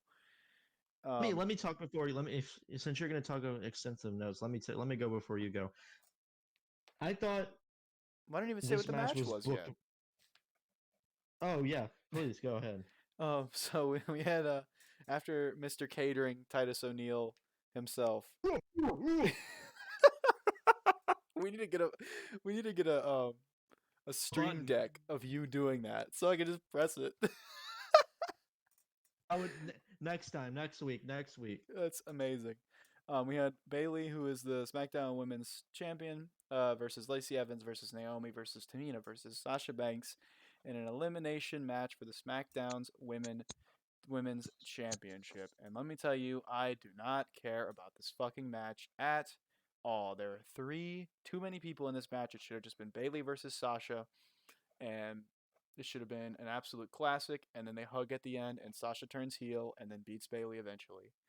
Because there's no reason that this match needs to have this many people in it. Lacey Evans is awful. Tamina is awful. Naomi is athletic as fuck, but she has nothing to do with Bayley or Sasha Banks. And Agreed. if this does not lead to Sasha turning heel and winning the championship, then I just don't fucking care. You have any thoughts before we get into the outline of the match? I mean, you nailed it. I mean, I do not like Lacey Evans. In a super fry snooker. She's Um, terrible. Oh my god, Tamina's awful. I mean, what's her character? Just being big and throwing everyone and She's just being terrible. dominant. That's what it She is reminds me of Braun Strowman. she's absolutely terrible. She has no in-ring skill. I don't even know why she's employed. I really don't. Because of her last name. Yeah, that's why most people are fucking employed. Trash. Anyway, this match went 18 minutes. 18 minutes too long. Um, so we start. The bell rings. We didn't even get an introduction, by the way. We didn't get like a traditional championship introduction, which irked me a little Did bit. But I not. mean, We did not. it's 5 women, so I was like, whatever, it's okay. Irked me a little bit, but it's okay. So all so 4 of the 5 women immediately go after Tamina because, as Michael Cole said, as JBL said, she's the threat in this match because she's big, strong woman. Tamina, big, strong. Tamina always win championship because she's big, and Tamina has won so many matches. If you can tell me the last time Tamina won a fucking match, I will literally give you $1,000. Literally $1,000. I'm so tired of hearing Tamina is the threat in this match. Tamina is, her family lineage makes her the threat, or she's so big and strong. She doesn't fucking win. She's never won a title before. Her biggest accomplishment was being in the ring with Naomi and Sasha Banks when they were on Team Bad. She's fucking awful, and she needs to be unemployed. Um. Anyway, Jesus. Tamina Tamina goes on the offensive, taking out all 4 women. She goes for her leg drop, but Naomi trips her up outside of the ring. Um, and then Tamina grabs Naomi, slams her face straight into the ring. Lacey Evans comes and chop blocks Tamina, and then Sasha and Bayley give her a double drop kick. She rolls to the outside and she starts sleeping on the outside when Sasha goes after Naomi and Bayley goes after Lacey Evans because they're the best buds. Sasha and Bayley both double team Lacey. Uh, after Naomi's just kind of chilling on the side of the ring. Um, Sasha goes for the double knees in the corner, Andrade style, and oh no, I'm sorry. She goes for her double knees in the corner for a 1 count on Lacey, yeah. And then they go for a double hip toss on Lacey. Naomi comes and does like a drop kick to the back of Lacey, which flips her back the other way to kind of save her. And then Naomi and Lacey both hit stereo drop kicks, which Lacey Evans' drop kick is fucking awful. By the way, it looks like shit. Tamina gets back in the ring and she takes out Lacey and Naomi and then does a double clothesline to Sasha and Bayley. Lacey goes to roll up Tamina, but her power and her fierceness stops Lacey from doing it, so she picks her up and throws her into the corner. She takes Naomi and throws Naomi into the same corner as Lacey, and after that, she grabs Naomi and Lacey. She pins all 4 women, and all 4 of them kick out at 1 or 2. I didn't bother to really care. Tamina picks up Bayley, and then Sasha comes in the ring and saves her. Naomi lands the enziguri to Bayley, sending her out of the ring so she can take a nap real quick. Tamina super kicks Lacey, who also goes outside of the ring so she can take a nap real quick, while Team Bad has the cringiest reunion you've ever seen in your life with Sasha Banks, Naomi, and Tamina all get in the ring and they do the Shield-esque fist bump and like do the little chant. And then Sasha Banks turns toward the hard cam. Tamina super kicks Sasha, and then Naomi starts attacking Tamina. Lacey gets in the ring. And then Tamina's on the ground after Naomi goes on the offensive. She hits a standing moonsault Or no, I'm sorry. I think she just hit a moonsault from the top rope. I don't really remember. And then Naomi gets on top of Lacey to try and assist for the pin on Tamina. She kicks out at 2. And then Sasha Banks hits the 619 to Tamina. And then to the top rope, Bayley goes to top rope, hits a splash. Sasha hits a splash. And then we see a moonsault from Lacey Evans and a split leg moonsault from Naomi. And then all 4 women cover her for the 1, 2, 3, and she gets eliminated. Thank fucking Christ. Goodbye. Bayley and Sasha regroup on the outside of the ring while Naomi and Lacey are just kind of chilling on the inside. They go run to the outside, hit a baseball slide. Both of them. Lacey goes outside and Bayley grabs her, tosses her into the steps, and then slams Naomi multiple times into the apron. She throws her in the ring and gets a 2 count. And then she goes for the pin again. Which, why the fuck would you do that? She already kicked out at 2. Whatever. Naomi rolls into the corner and Bayley starts going for some corner stomps. She gets up, starts arguing with the ref because the ref was telling her to stop. He's going to disqualify her. And then Naomi hits her with 2 punches. Naomi was then whipped into the corner. Sasha rolls back into the ring. Bayley and Sasha start to double team Naomi in the corner. And Sasha goes for the double knees Andrade style here, not earlier, where Naomi reverses it and then lands a double sunset flip to Bayley and Sasha, which looked pretty good, by the way, for a 2 count. They both kicked out. Naomi goes on the offensive against both women. She hits a wheelbarrow stunner on Bayley and enziguri to Sasha, a springboard kick to Bayley, and then a slam to Sasha. And then she locks in the Rings of Saturn on Sasha Banks, and Bayley jumps in the ring and breaks it up. Sasha then locks in the bank statement on Naomi, and she taps out. So now we only have 3 women left. Bayley, Sasha Banks, and Miss I Love to Give Favors in the back, Lacey Evans. Lacey Evans wakes up from her nap on the outside as she gets belittled by Sasha and Bayley. She slowly crawls into the ring. She gets back in the ring, and Sasha and Bayley immediately go on the attack in the corner. Sasha plays up to the crowd, but there's no fucking crowd. So I don't know what she was doing there. Both women Irish whip Lacey into the ropes and then hit the double hip toss throw down slam thing that they did. They both pin her and Lacey kicks out at 2. Sasha lines up Lacey in the corner so that way Bayley can hit a knee. It's reversed and Sasha gets nailed in the face and proceeds to take a nap on the outside. Lacey capitalizes, tries to go for the roll up, and I honestly thought she was about to pin Bayley and I was going to shit all over this. Even though I'm still shitting on it. Bayley kicks out and then goes for a knee on Lacey, and Lacey kicks out at 2. Sasha gets back in the ring and she yells at Bayley. She's like, "What the fuck? I thought we were friends. You know, why would you do that?" Bayley's like, "It was an accident. It was an accident. It was an accident." And Lacey starts going on the attack on Bayley. Bayley throws her, and Lacey Evans hits the women's right on Sasha, and she's pinned for the 3, and Bayley just watches her get pinned. Okay. Bayley goes back on the offensive. She hits an elbow drop for a 2 count after she has a flurry of blows on Lacey. She mocks Lacey by saluting. Lacey makes the comeback. Her comeback meter in WWE 2K. It popped up at the bottom of the screen, and she hit square and X, and she did a little kip up. And then she hits she hits a few clotheslines, and then she hits a neck breaker.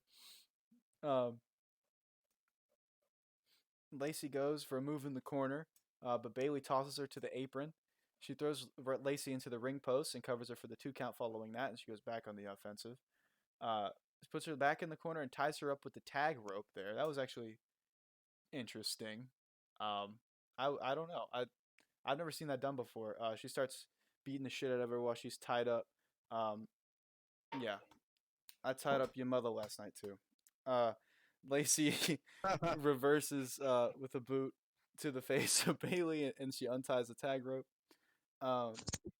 Lacey Evans hits a kick to the midsection and then a kick to the back, Shinsuke Nakamura style. Puts her in the corner and hits 2 modified like jump in the air Bronco Buster thingies. She goes to the second rope and then she does like a jump spinny moonsault thingy for a near fall. She looks for the women's right as she picks her up. Sasha Banks returns, gives Lacey Evans the backstabber, and Bayley hits the lamest finisher that I've ever seen in my entire life because I don't even know what the fuck it's called. AKA Code Breaker. No, it wasn't a code breaker. A code breaker to the back. Oh no, it's just called the backstabber. Come on. Bayley hits that lame ass finisher she does. I don't know what the fuck it's called. I don't care. And she So retains. that's so awful. It is That terrible. move is so bad. It's up there with a Superman punch. Like, She retains, and Sasha holds her up and holds her hand up, puts the belt around her waist, and you see Sasha slowly eyeing the title as she walks out of the ring. Bayley's talking to nobody and talking to Michael Cole, talking to JBL, talking to the camera, and Sasha's just standing at the entrance ramp watching her in the ring. So thoughts on this match? I don't give a flying fuck about any of this. I was so upset. There was no turn, no nothing. Like, the match wasn't awful, but it definitely was so forgettable. I don't think I'm even going to remember this match tomorrow because I just don't care. I'm glad that Lacey did not win though. I'm so glad Lacey didn't win because I don't know if I could have stood this garbage if Lacey would have won. She's not good. She's not good in the ring. She's not good on the mic. She's fucking her. She's awful at selling. Her facial expressions are the worst thing I've ever seen in my entire life in the ring. Oh my god. And just seeing a program between Sasha and Bayley for the women's title is going to be so much better. So much better. I think that's what we get. What do you think? I say when Bailey accidentally need Sasha and Sasha was pissed, and when it was just Lacey and Bailey, I'm like, Lacey Evans is going to be the new women's SmackDown Women's Champ because I'm pretty sure everyone who was watching it thought that Sasha was going to come in and hit Bailey because she was still pissed, and Lacey was going to win. And I was like, are you freaking kidding me? Yeah, in that sense of the word, I'm glad the turn didn't happen. Because if the turn would have happened after Sasha got pinned, I would have been fucking pissed. I would have been like, why?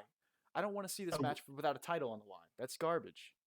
We all wanted the turn, but Yeah. when Sasha was eliminated, we were like, we want the turn, but at what cost? Because nobody wanted Lacey to win. That would have been a joke. Yeah.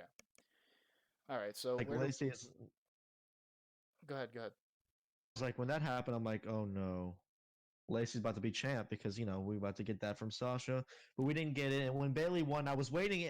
I was waiting for the music to turn off, honestly, and Sasha to hit her. I don't know if you agree or disagree, but I was waiting. Yeah. Didn't I happen. mean, yeah. Who knows? Anyway, so where we go from here, it's got to be obvious at this point. I think Sasha versus Bayley is inevitable, and Sasha needs to be the heel, Bayley needs to be the babyface, and I think Sasha needs to beat Bayley for the title and just go on a monster run and just not really lose it because she's absolutely fantastic. I don't know what your opinion on Sasha Banks is, but I think I she's love her. better than Charlotte. I think she's better than Charlotte by a long shot. And from her aspect in this match alone, and the tease of the heel turn and the fact that we didn't get it, I gave this match a C because it's super bare bones and just super average, and it got us through WrestleMania. So it's there, and we have a direction moving forward, and we kind of know what we're gonna get. But in the same sense of the word, it's so forgettable and so unmemorable. I just don't care. So what'd you give this one? I can't I can't agree more. I mean, it not on one hand it was forgettable. The match was okay, but it did lead us in the direction to Sasha versus Bayley. So I gave it exactly a C too. I think this is the first one. I mean, we ever agreed on. I mean, besides the Taker match yesterday, the A plus, but I think this is the first one we agreed on. I mean, this is just C to me. A C is just average. This was Yeah, average, a C and to me is that's what something it that was. just a C to me is something that just gets us to the next event. This is exactly it's what it was. Yeah, this is unforgettable, and no one's gonna ever care about this. Forgettable. Something, huh? Yeah, I'm sorry. It was forgettable, not Un- unforgettable. Unmemorable. I got you. I got you. Definitely not fucking unforgettable. So from something that was forgettable to something that might be one of the most memorable things that I've ever watched. And that could be good or bad. Take it how you want it. John Cena versus the Fiend in a Firefly Funhouse match. Robbie, I'm still at a loss for words. I have no words for this match, but before we get into it, going into the match, I was Very excited. I was very excited, although I thought it should have been for the Universal title. I don't know how you feel about that. I thought that Bray Wyatt should have never lost it, and I thought John Cena should have been chasing his 17th world title reign. And I thought that would have been great to see John Cena with his 17th world title reign going after it, and the Fiend stops him from doing that and shows his dominance over the WWE. And I thought that he definitely needs to win because he's almost losing his appeal. He's losing his appeal of being just a dominant, superstar after that stupid fucking loss to Goldberg and then that awful match that we will never speak of ever again last night. But I was really hoping it was going to be something similar to AJ Taker, and that is exactly what we got. We got cinematography. It was not a normal match. And I don't know. I fucking loved it. Regardless of the fact that it wasn't even really a match, it was more of a promo package. It was 15 minutes of comedy, horror, action, just like everything that you can get. I think last night AJ Taker was more of a standard wrestling match, WWE match that they wanted to put into a cinematography type of environment. And this was them trying to show Bray Wyatt as a different animal. Bray Wyatt's not a wrestler. The Fiend isn't a wrestler. The Fiend is an animal that you cannot tame. And I saw a lot of people shitting on this on Twitter, saying, like, what the fuck was that? Like, I was expecting a match. It wasn't even a match. Why didn't we get a match? And in my opinion, I'm almost glad we didn't get a match. Because, like I said, I think they're trying to portray that the Fiend is not a wrestler. Because he's not. He's something completely different. So, yeah. I didn't take notes on this match because I can't. You couldn't take your eyes off the screen. I couldn't take my eyes off the screen, but also on top of that, you can't take notes for something that was just this crazy and all over the place. It was, this in the AJ Taker match is, and probably that tag team triple threat match is worth the pay-per-view, I think, itself. I would say the AJ Taker and this is worth it itself, actually, not even the tag team match. It was just that crazy and different, and it's definitely going to be memorable, regardless of what people think about it, because this was just something completely different. And I don't know about you, but when John Cena came out to his entrance music, I was like, are you kidding me? We're not getting what we got last night? And then he said, welcome to WrestleMania, and they cut, and I was like, oh my god, they really just got me like that. They really just got me. Yeah, exactly exactly what you just said. When he came out, not gonna lie, I was a little disappointed at first when he came out, and I'm like, oh no, we're not just gonna have a simple match. This can't be it. But then we got I don't want to say exactly what we thought, but exactly what we thought in the sense that it wasn't gonna be in the ring and that kind of thing. I think I was a little bit confused because my mind was geared toward Taker's match and AJ's match last night to that kind of thing, but it wasn't like that at all. Yeah. It was basically Bray Wyatt in the head of John Cena. Yeah, it was John Cena's basically like, career. yeah, it was awesome though. I love seeing John Cena relive his career like that. And they even had mentions. They had mentions of CM Punk. They had Kurt Angle references. They had Hulk Hogan, Macho Man references, WCW references. They had Husky Harris references, old Bray Wyatt references. It was awesome. It was creepy. It was funny. It was intense and awesome. We saw Bray Wyatt imitate Kurt Angle and issue the challenge. We saw that. We saw the Thugonomics, John Cena. Hilarious. That was amazing. We saw him throw the nuts at him like he did back then. That was so funny. We saw him as the prototype, lifting the weights. We saw him coming up as NWO. That was cool.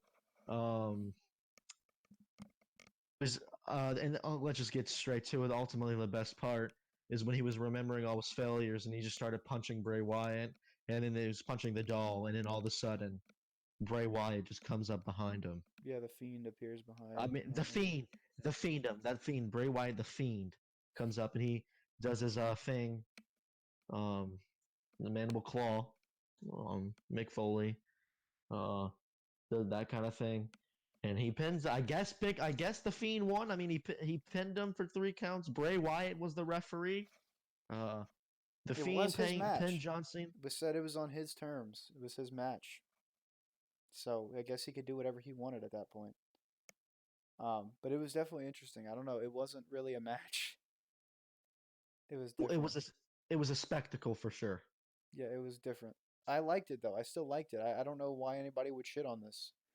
I saw a lot of Oh, people shitting on it, and I was like, why are you shitting on it? Like it was definitely not well. It was definitely not a match. Like, what did you want? You wanted a one-on-one with Cena and Bray Wyatt, the Fiend, in front of no audience. You wanted the Fiend to have no crowd reaction.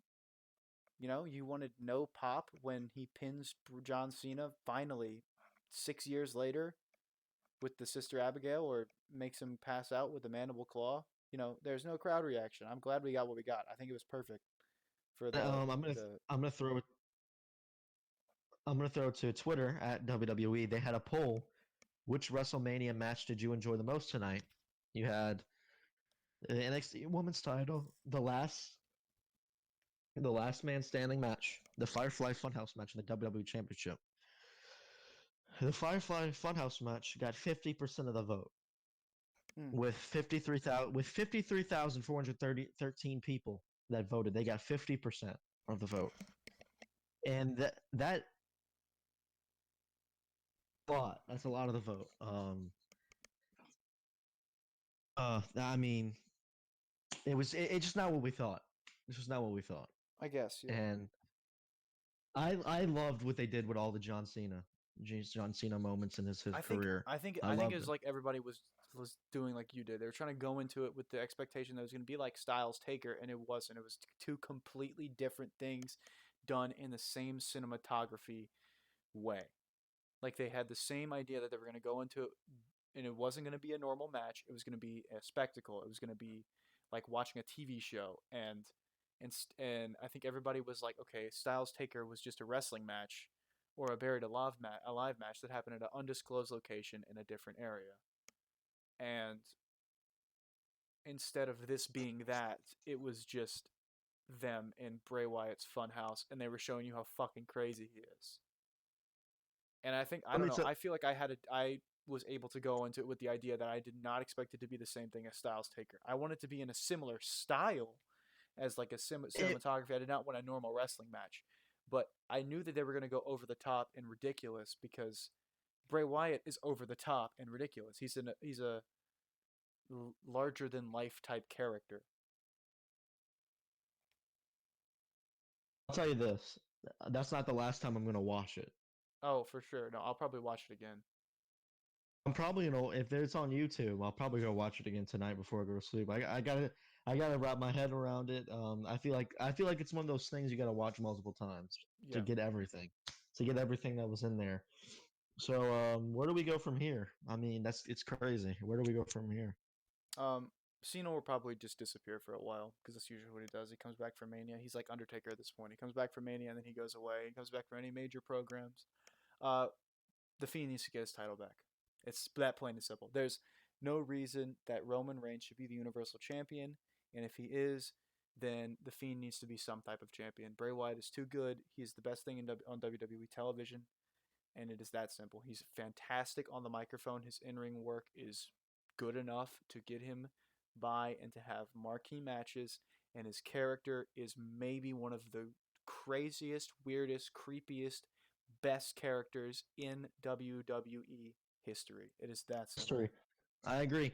If the Fiend and Drew McIntyre are my champs, I would be very happy. Exactly. Would you give this, Brandon? What grade? Uh, I don't know if you're gonna like it, It's but fine. I gave it a B plus. That works. I gave it a B plus because I mean I like the cinematography. I like it. I liked what we saw. Don't get me wrong. I loved pretty much everything about it. All the throwbacks to all the old style wrestling, but we didn't. I think I just wanted to see more wrestling. But I know that's not what they were aiming for. But I wanted to see more of the in ring stuff. But I guess I go if that's not what they were going for. Maybe that's just me. I'm curious to hear which your grade is. I actually gave this one an A. Oh wow, Yeah, I wow, gave it an A because, like I said, wow. I don't know, maybe I'm just a sadistic person. I just things like this really are amazing for me to watch. I love when they go a different route than what we expected because I think everybody expected it to be like Styles Taker or they expected it to just be a normal wrestling match. And this was nothing like anybody expected at all. It was just completely different. It was off the wall, but in a way, it was still good because you can be completely different and off the wall and be bad. But this was completely different off the wall and still really good in my opinion. I'm definitely going to watch it again and I'll definitely remember this. Like it's one of those things that I'm going to remember and I'm glad Bray Wyatt picked up his win that he didn't get 6 years ago and I'm glad they made mention of that. I'm glad they made mention that John Cena said that Bray Wyatt wasn't good enough to go over him because that's the reason he didn't go over him because John Cena went to Vince and said he's not going over me. He's not winning this match. And I love that they made mention of that. It's great in my opinion. They made mention of that. They made mention of CM Punk. They made mention of everything that John Cena has done that has been a failure in his career, like you said. And I love that they did that. And I love that they went back to the ruthless aggression era TV show, and they had a literal um, interview with John Cena where he said everyone sees the original John Cena that came out to Kurt Angle and said ruthless aggression as the John Cena that was like successful, and he said that was my biggest failure in my career, and I'm glad that they made mention of that because that's straight from the mouth of John Cena, and Right, I could you're right. tell I love that. I could tell that it was literally just Bray and Cena spitting creative ideas out onto a piece of paper and they were just having fun with it. And I love that. I love that so much. I love to see two guys who are so passionate about something and like each other enough to where they can just have fun with it. And that's exactly what they did. They had fun with it. And I can't give this anything below an A. I wanted to give it an A plus, but it was not as good as AJ Taker. AJ Taker might be one of the best WrestleMania matches or WrestleMania things or WrestleMania segments I have ever seen. Actually, I agree. I already said it was the best WrestleMania segment I've ever seen. It was amazing, and this did not quite encapsulate that. I don't think this is one of the best things I've ever seen. I don't think this is top 10 because it's different and weird and wacky, but in a way it was still memorable, and it got people talking, and we're still going to be talking about it all the way into SummerSlam. And the biggest thing is the Fiend got his win back. So, good job, WWE. All right. Major positive on this show. Two, I'm not going to say major negative. I'm going to say negative, though. Going into this match, Drew McIntyre absolutely needed to get this win. There's no reason Brock Lesnar was going to win. I think Brock Lesnar, don't get me wrong, young Brock Lesnar, and Brock Lesnar in 2015 and before that is one of the greatest wrestlers of all time, with Paul Heyman at his side. But Drew is the guy. I think Drew is the guy moving forward until you find the new guy, and I think Drew needs to be the guy leading the charge on Raw, moving forward, and that's exactly how it's got to be. I feel bad because this is his moment and it was ruined by something that's completely out of his control. And the crowd pop I think wouldn't have been as loud as I was hoping it was going to be, or the crowd pop wouldn't have been as loud as I was thinking it was going to be because the match we'll get to in a second. But I still think people were going to be very happy for Drew. And I would have just loved to see it in front of a crowd. Period. I would have loved to see this match take place with the idea that a crowd was going to be there, if you know what I mean. You have any thoughts before we get into it? Yeah, one thing I love that they did, the video package before the match was really good. One thing I loved how they made sure to put in there was how Vince McMahon introduced him as a future champion Mm-hmm. when he came in 2012. I think it was 2012 when Vince McMahon introduced him. He said, "This man is a future champion, and this guy is amazing." And then they segue to him now. He's like, "Guess how many championships I've won?" He says, "Zero." And he blames it on himself. And he said he's been working hard, and he's easily a fan favorite. Uh, Easily, yeah, they Drew's were yeah. Drew's a natural baby face. It's just one of those things. He's just one of those guys. It was easy that they're trying to push him, and easy that it was predictable that he was going to win this match. But of course, with the WWE, you really never know until it happens. I think you can agree with that. Abso-fucking-lutely. I was terrified multiple times during this match that Brock was going to pick up the win. Um, so let's get into this match. He's This match only went 5 minutes. Immediately right off the bat, with that statement being that it only went 5 minutes, that is, Drew deserves so much more than that. He does. This was basically a finish fest. Ugh. Yeah, and Lesnar came right out of the gate with some early offense. He whipped Drew into the corner, or he tried to whip Drew. Drew whipped him again. Brock bounced out of the corner, and Drew lands the Claymore immediately, and Brock kicked out at 2. And I was like, oh, here we go. Drew set up for another Claymore, and Brock started hitting suplexes. He hit 3 of them before he picks up Drew for the F5. And I was like, this is not happening. And Drew kicked out at 1. So I was like, okay, we time out right there. This match may have been 5 minutes and fell finish best. But Drew kicking out at 1 of the F5 was the coolest part. I have to disagree. Dude, he kicked out at 1 of the F5. That was so crazy. I don't think that was cool at all. I liked it. I think that it shows how tough he is, and I liked it. I like that moment. I guess it shows how tough he is. So he kicks out at 1. Brock goes for a second F5, lands it. He kicks out at 2. Brock picks him up for the third F5, and he lands it. And at this point, I was like, oh my god, he ended the Undertaker with 3. Drew McIntyre's not surviving 3. This is over. We literally just watched a squash match. Drew kicked out at 2. And I was like, what the fuck am I watching? This is terrible. This is awful. This is garbage. This match has sucked so far. There's been absolutely no moves done to anybody. That's fucking terrible.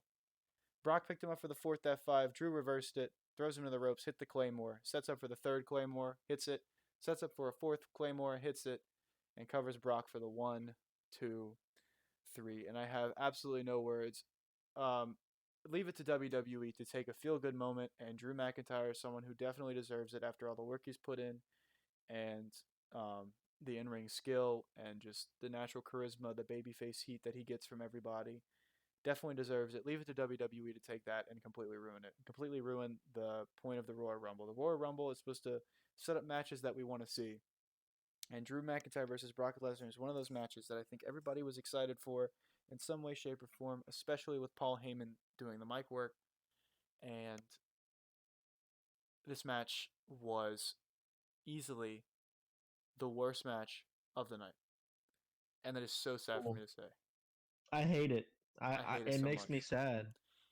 It makes me very sad. The fact that Goldberg and Brock Lesnar were the holders of the 2 top titles in the WWE going into this WrestleMania, and both are part-timers, and they both had matches, both of which went under or exactly 5 minutes. It's fucking ridiculous. There is absolutely no prestige to the WWE title. This match was fucking awful.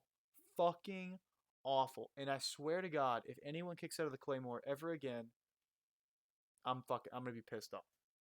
I'm gonna be pissed off. Because Brock Lesnar kicked out of it, but he only kicked out of 1. We don't know how many he would have kicked out of because Drew just continued to land them. So, whatever. Trash. Drew got his moment. I'm glad he won. But somehow, I just don't give a fuck. I was super hyped. I was hoping Drew won, and I was going to be very excited for him if he won because I think he's the face of the company. I think he is the champion that he needs to be the champion moving forward. But with Drew McIntyre winning this match the way he did, it's so lackluster. There was no substance to this. And Brock Lesnar continues to prove that he's a lazy ass. So, what are your thoughts, Brandon? I agree, and for some reason, I hate to say it, I agree with you that this is one of the worst, or maybe the worst of the night. which is I'm just more disappointed at everything. Which I have this weird feeling if that match was in front of 80,000 people, it wouldn't have been as good. Um, Pop wouldn't have been as good for a 5 minute finish fest. Oh, definitely. It would Drew have. does. They would have got shit all over. I And people mean, would have of been course happy. you would. People would have been happy that Drew won, but I don't even think the crowd reaction would have been there. Nobody would have gave a fuck. Just if for some reason, I felt this weird feeling when Drew won. I was like, yes, Drew won, but also I was like, that I don't care. Yeah. But I happy for Drew. Hope we see him have a good title reign. But the greatest stage went all my ass. Yeah, we definitely That need was set. to. There's some options for him. What we do next? He needs to go on a monster like reign, in my opinion. I think he needs to hold the belt maybe till next year's WrestleMania. I don't even know, but we need to see matches with him and Reigns, him and Styles, maybe him and Rollins, him and Black. I would love to see stuff like that. And Brock needs to get the fuck out. I'm so sick and tired of seeing Brock Lesnar on my television. Like I said, Brock Lesnar is one of the best of all time, greatest of all time in my opinion. But the guy shows up, doesn't do anything in the ring, and then either squashes somebody or loses the title. And I think there's only two options for Brock Lesnar moving forward. One, get the fuck out of the WWE. I don't want to see your face ever again. Put Paul Heyman with someone else or give Paul Heyman a different role. Or two, lose to the Fiend. There's only two options. Two. Leave or lose to the Fiend, please. Talking about Drew McIntyre. Brock. Oh, Brock Lesnar losing the. Okay, got it. Yeah. So as much as I didn't want to grade this, I gave it a D. Um, Oh, and it's heartbreaking because I thought this could be so much better. This could have been A worthy. This match could have been A worthy. Drew winning, the feel good moment could have been A worthy, and we just didn't get it. The feel good moment wasn't even there because the match was that bad. It was that bad. What you got? I. First of all, for my where we go from here before I release my grade, Oh, my bad. um, it's no, you good. I have this weird hot take. That's why our Twitter says it best. Hottest takes in all sports entertainment. I want to say, I want to make a take. I would like to see Paul Heyman go with Drew. Uh, That'd be I think crazy. that I think Brock Lesnar will bury him from this loss. Brock leaves, and then Paul Heyman has like a backstage promo on Raw when he's like I knew you were gonna be the one to do it. If there was anybody, it was you. And they link up, and then Paul Heyman is on Drew's side, and he's like, well, Drew McIntyre, that kind of thing. And yeah, hold the title for a year, Paul Heyman by his side. I think that would be cool. I would like to see that. I think Um, that'd be cool, but Paul Heyman acts as Brock Lesnar's mouthpiece. Drew McIntyre is very good on the microphone. I think he definitely can hold his own. So I don't I think agree. he needs Yeah. Paul Heyman to be his mouthpiece. I think you should pair Paul Heyman with someone who's not good on the mic, like a Cesaro or something, which he was paired with Cesaro for a while, but you know, But um, also, but also, CM Punk is one of the best on the mic ever, and he was paired with CM Punk. that's fair. That's fair. That would be interesting. I think I would like to see that. But the problem with that is that it's inevitable that when Brock wants to come back, He'll come back. we get Yeah. the match again, and I don't want to see this ever again. I just don't. Honestly, let's face the music. WrestleMania 37, we'll probably see the same match, but maybe better. You think so? Maybe we'll have to see. If I what you agree said that is true, then we will see the same match again. we'll see, we'll see. But I gave this, like I said, my C is average. Because Drew won. Only because Drew won, I'm gonna disregard. I'm not gonna disregard how bad the match was, how it was a finish fest. Because it was a finish fest, I would have gave it like a C minus or a D. but because Drew won, I'm gonna give it a C plus. I'll give it a C plus only because Drew McIntyre is the new WWE champion, and I feel like that's respectable. It didn't deserve anything higher because it was a finish fest, but above average because Drew won. Congratulations, Drew McIntyre. Hopefully you hold it for a long time. WWE did you dirty, man. They did you dirty.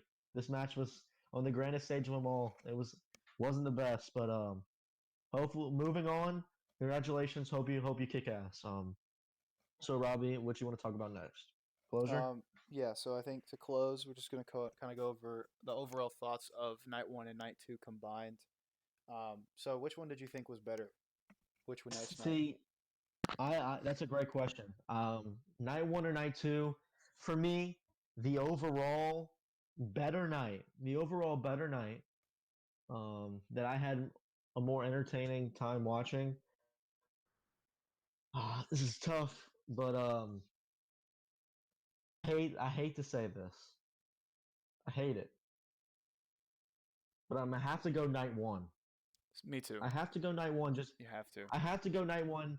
I hate it because I love Edge. I was hoping this morning when I woke up and I was talking to on this podcast, I was going to tell you night two was so much better because this last man standing match took it. But it was good, but it didn't take it. And the Firefly's Funhouse match did not beat AJ Taker. AJ Taker is one of the best things in WrestleMania history, top five. I'm willing to say that. To me, that takes it. That takes it for me. Yeah. It puts night one over night two. I wouldn't say by much. Just only because of that match. But I take night one. You? Absolutely. Night one is the better of the two nights. I think night two had zero memorable moments outside of Bray Cena. I think the only thing that was memorable was Bray versus Cena and the closing moments of that Edge Orton match with Edge crying and hitting the concerto on Orton. That was the only thing memorable You're right. about tonight. Last night there was the tag match that was really really good. John Morrison obviously showing off his parkour skills. Owens jumping from the top of the WrestleMania logo Oh through yes. Seth, and then obviously Taker AJ being one of the greatest things I've ever seen on television. Period. Um, so yeah, but Embrace Cena was just memorable merely due to the weirdness of it and just strangeness and just the way it was presented.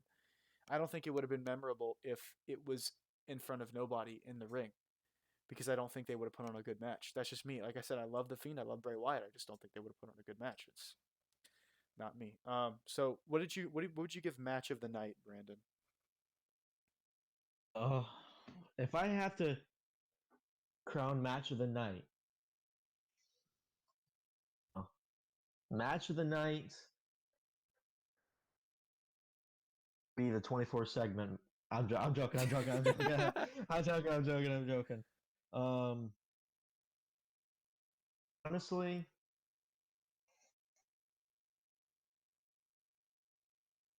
match of the night, just based on pure memorability. Match of the night goes to Cena versus the Fiend. See, I did not consider that a match. Okay, if I have to So go match of the night, it's Orton. It's Orton Edge. It's Orton Edge hands down.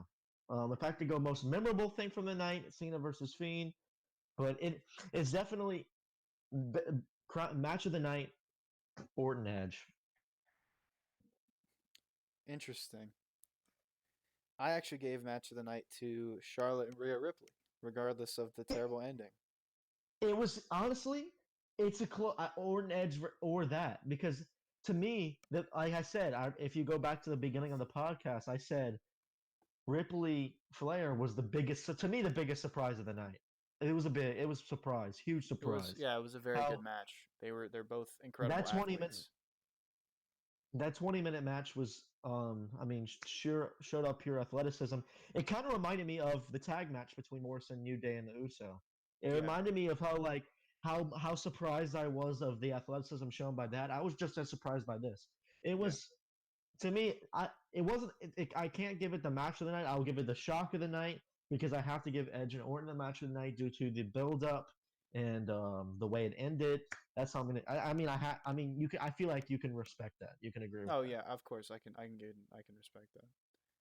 All right, so moving forward, I think that it is obvious that we need to see more stuff like we saw with Bray Cena and Undertaker Styles. There is no reason we should not be getting stuff like that every week on television or every pay per view.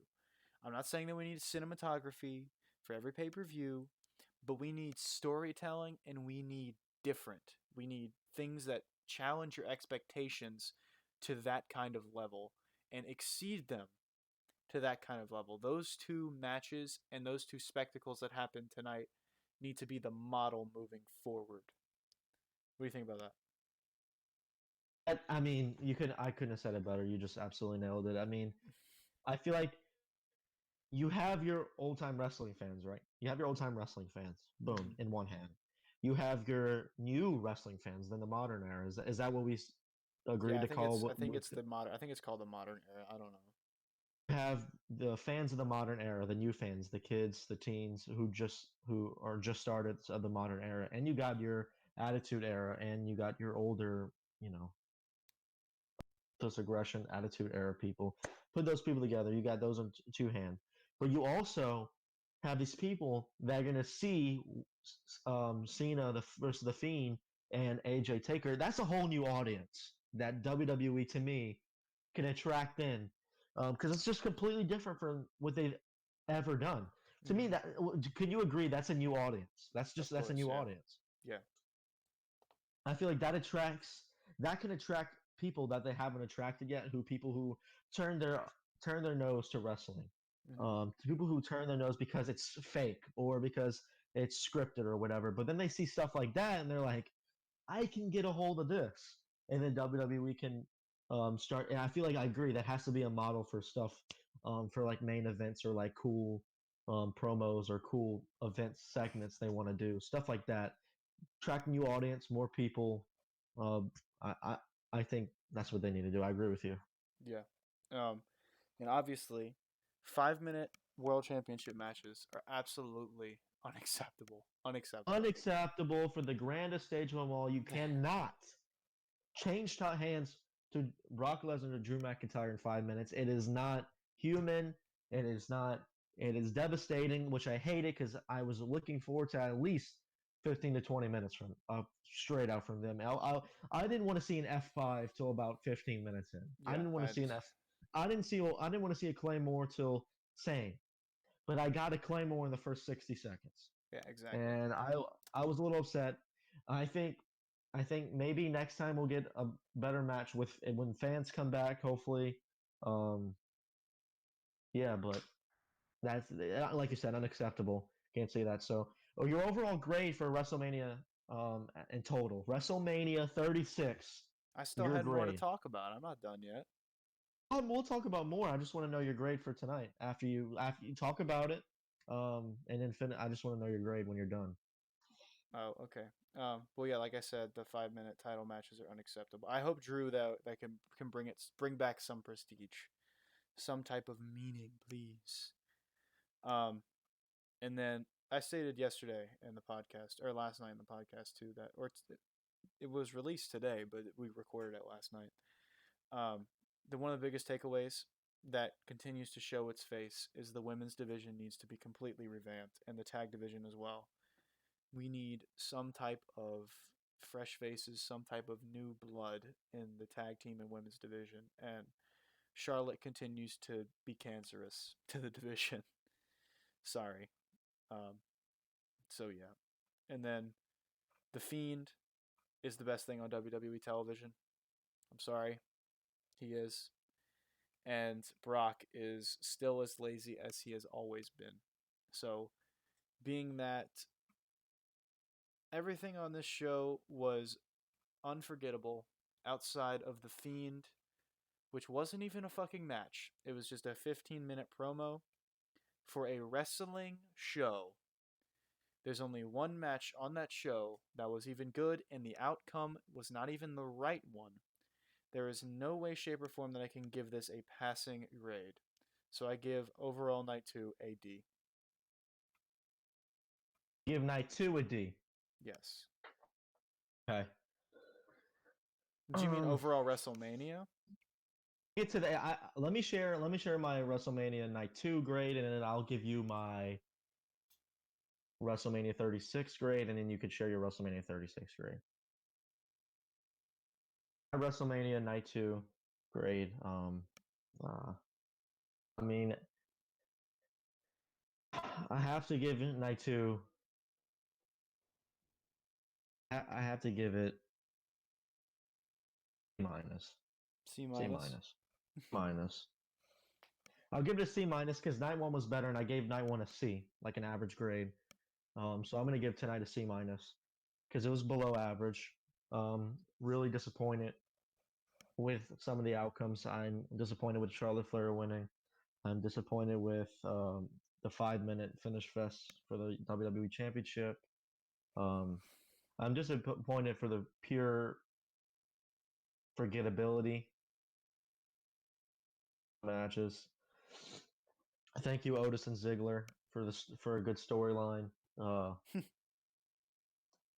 yeah, C minus for me. But overall, WrestleMania 36, you get an average grade from me. You get a C. That's it. That's C.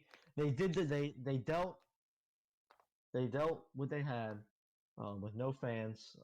AJ Undertaker, Cena Fiend. Um, some of the successes. So Seth you give Rollins. WrestleMania overall a passing grade because I say C above is passing, C minus below is not passing. I'm gonna give it a C. I'll give it a passing grade because I was entertained. Well, at the end of the day, look. At the end of the day, it's either you're entertained or you're not entertained. And we're sitting here discussing it and talking about it, and I feel like a kid. And at the end of the day, maybe some of the matches could have ended differently. Maybe the wrong people won, but I feel like at the end of the day, I was entertained. So I give it an average C. They did the best they could with no fans, and C. I give an average C. WrestleMania 36. C. Um, Based on my 2 grades for night 1 and night 2, that averages out to a D plus. So I'm gonna give it overall a D plus. Not quite bad enough to be a D. Not quite bad enough to be as bad as night 2, but not quite good enough to be as good as night 1. The fact it's just frustrating because there's only 2 things on this show that I'm gonna remember and rewatch overall, and one of them could have been one of the greatest WrestleMania moments of all time. And the other one also could have been that, but just isn't. It was just weird and different, so it's going to be memorable and fresh in everybody's mind for a long time. And yeah, from those 2 things alone, 2 segments on an 18 segment show does not make it good. And sure, there were some matches that were good and decent. The tag match was great. Kevin Owens versus Seth Rollins was good, and then the NXT Women's Title match tonight was good. But again, 3 matches with 2 segments that weren't even really matches. So that's 5 segments in total out of an 18 segment show. That is not passing to me. That's not good. And I'm not going to sit here and give a passing grade to something that could have been so much better, in my opinion. There could have been so many good things that came out of this, so many good storylines that came to a head tonight. But all in all, it was just ultimately forgettable, ultimately unmemorable, as WrestleMania is every year, and just disappointing at the end. I think the ending was the most disappointing part, and I hope we get something good going forward. I think AJ Styles is right now. AJ Styles has the hottest hand. I think they need to put a title on him as soon as possible, because I think AJ Styles is really the only person right now in the WWE that genuinely every single person cares about. Because, he's what happened with him and The Undertaker was so great. And obviously, The Undertaker's not going to come back. He's not going to be weekly on Raw or SmackDown. AJ Styles is going to be weekly on Raw or SmackDown. And being that AJ Styles was in that amazing match, that spectacle, he brought Undertaker to the limit. They need to move forward with that, and they need to move forward with AJ as the leading man in the company, along with Drew. So I guess I'd say maybe move AJ to SmackDown, give him the Universal title, not Braun. Fuck Braun. But I don't know. We'll see what happens. I'm less than excited for Raw tomorrow, to say the least. I'm looking forward to Raw. I'm looking forward to see what Drew McIntyre comes out and says. There's usually Raw after Mania is usually a good show. Usually, it's usually better than WrestleMania itself. But the way it ended tonight and just the overall feel, I'm less than excited for it. I feel like we'll see Drew McIntyre's next challenger tomorrow. We'll see. I hope so. I really hope so. All right. You have any closing comments, Brandon? I have a closing comment. We're just getting started here on Hot Take Podcast. So, if you're listening, thanks for listening. If you're listening, thanks for listening. Thank you. Please share. Please like. Please subscribe. More content coming. Again, Twitter. Follow us at HotTakesRB. We'll post on Twitter during live shows. It will be linked in the description too, by the way. And night one will also be in the YouTube card. If you did not watch night one, we'll put it in the YouTube card, and I'll link it in the description as well. So make sure you check that out if you did not watch night one. Our podcast review of night one. Yes, please. Hopefully in the future we can get some timestamps in the description. So if you click on our video and you see the beast that it's 2 hours long, because me and Robbie like to run our mouths. You can look in the description. You see, I want to hear when they talk about, even because at the very end, I want to hear what they say about the shitty Drew McIntyre Brock Lesnar 5 minutes finish fest. You can click that timestamp, and just skip right to it and hear what we have to say. Skip around at your leisure. That's what we're here for your entertainment. The hottest takes in all sports entertainment. That's my closing statements. Robbie, what you got? Yeah, you pretty much hit the nail on the head. That's it. If you guys like the video, if you like us talking, please click the like button or click the dislike button. If you don't like us, tell us. I'll take please. that too. I would like something. Just let us know if you like the content. If you don't like the content, leave a comment. Give us any suggestions, and of course, we will be back. Brandon will be doing Monday Night Raw tomorrow, right? I'll be here Monday Night Raw. Brandon will be here. I will be here Wednesday and Thursday, and he'll be here Friday. Unless and of course, moving forward, we don't know what's going to happen with the WWE. So hopefully, we can still get some content out to you guys. We're just starting out here on the Hot Take Podcast. So again, thank you for watching. Hit that subscribe button if you want more content like this. And we'll see you guys, or Brandon, we'll see you guys tomorrow. Yeah, I'll see you tomorrow for Monday Night Raw. Thank you, Hot Takers. That's at Hot Takes RB. Twitter at Hot Takes RB. Thank you very much, Robbie. Send us out. Peace out, homies.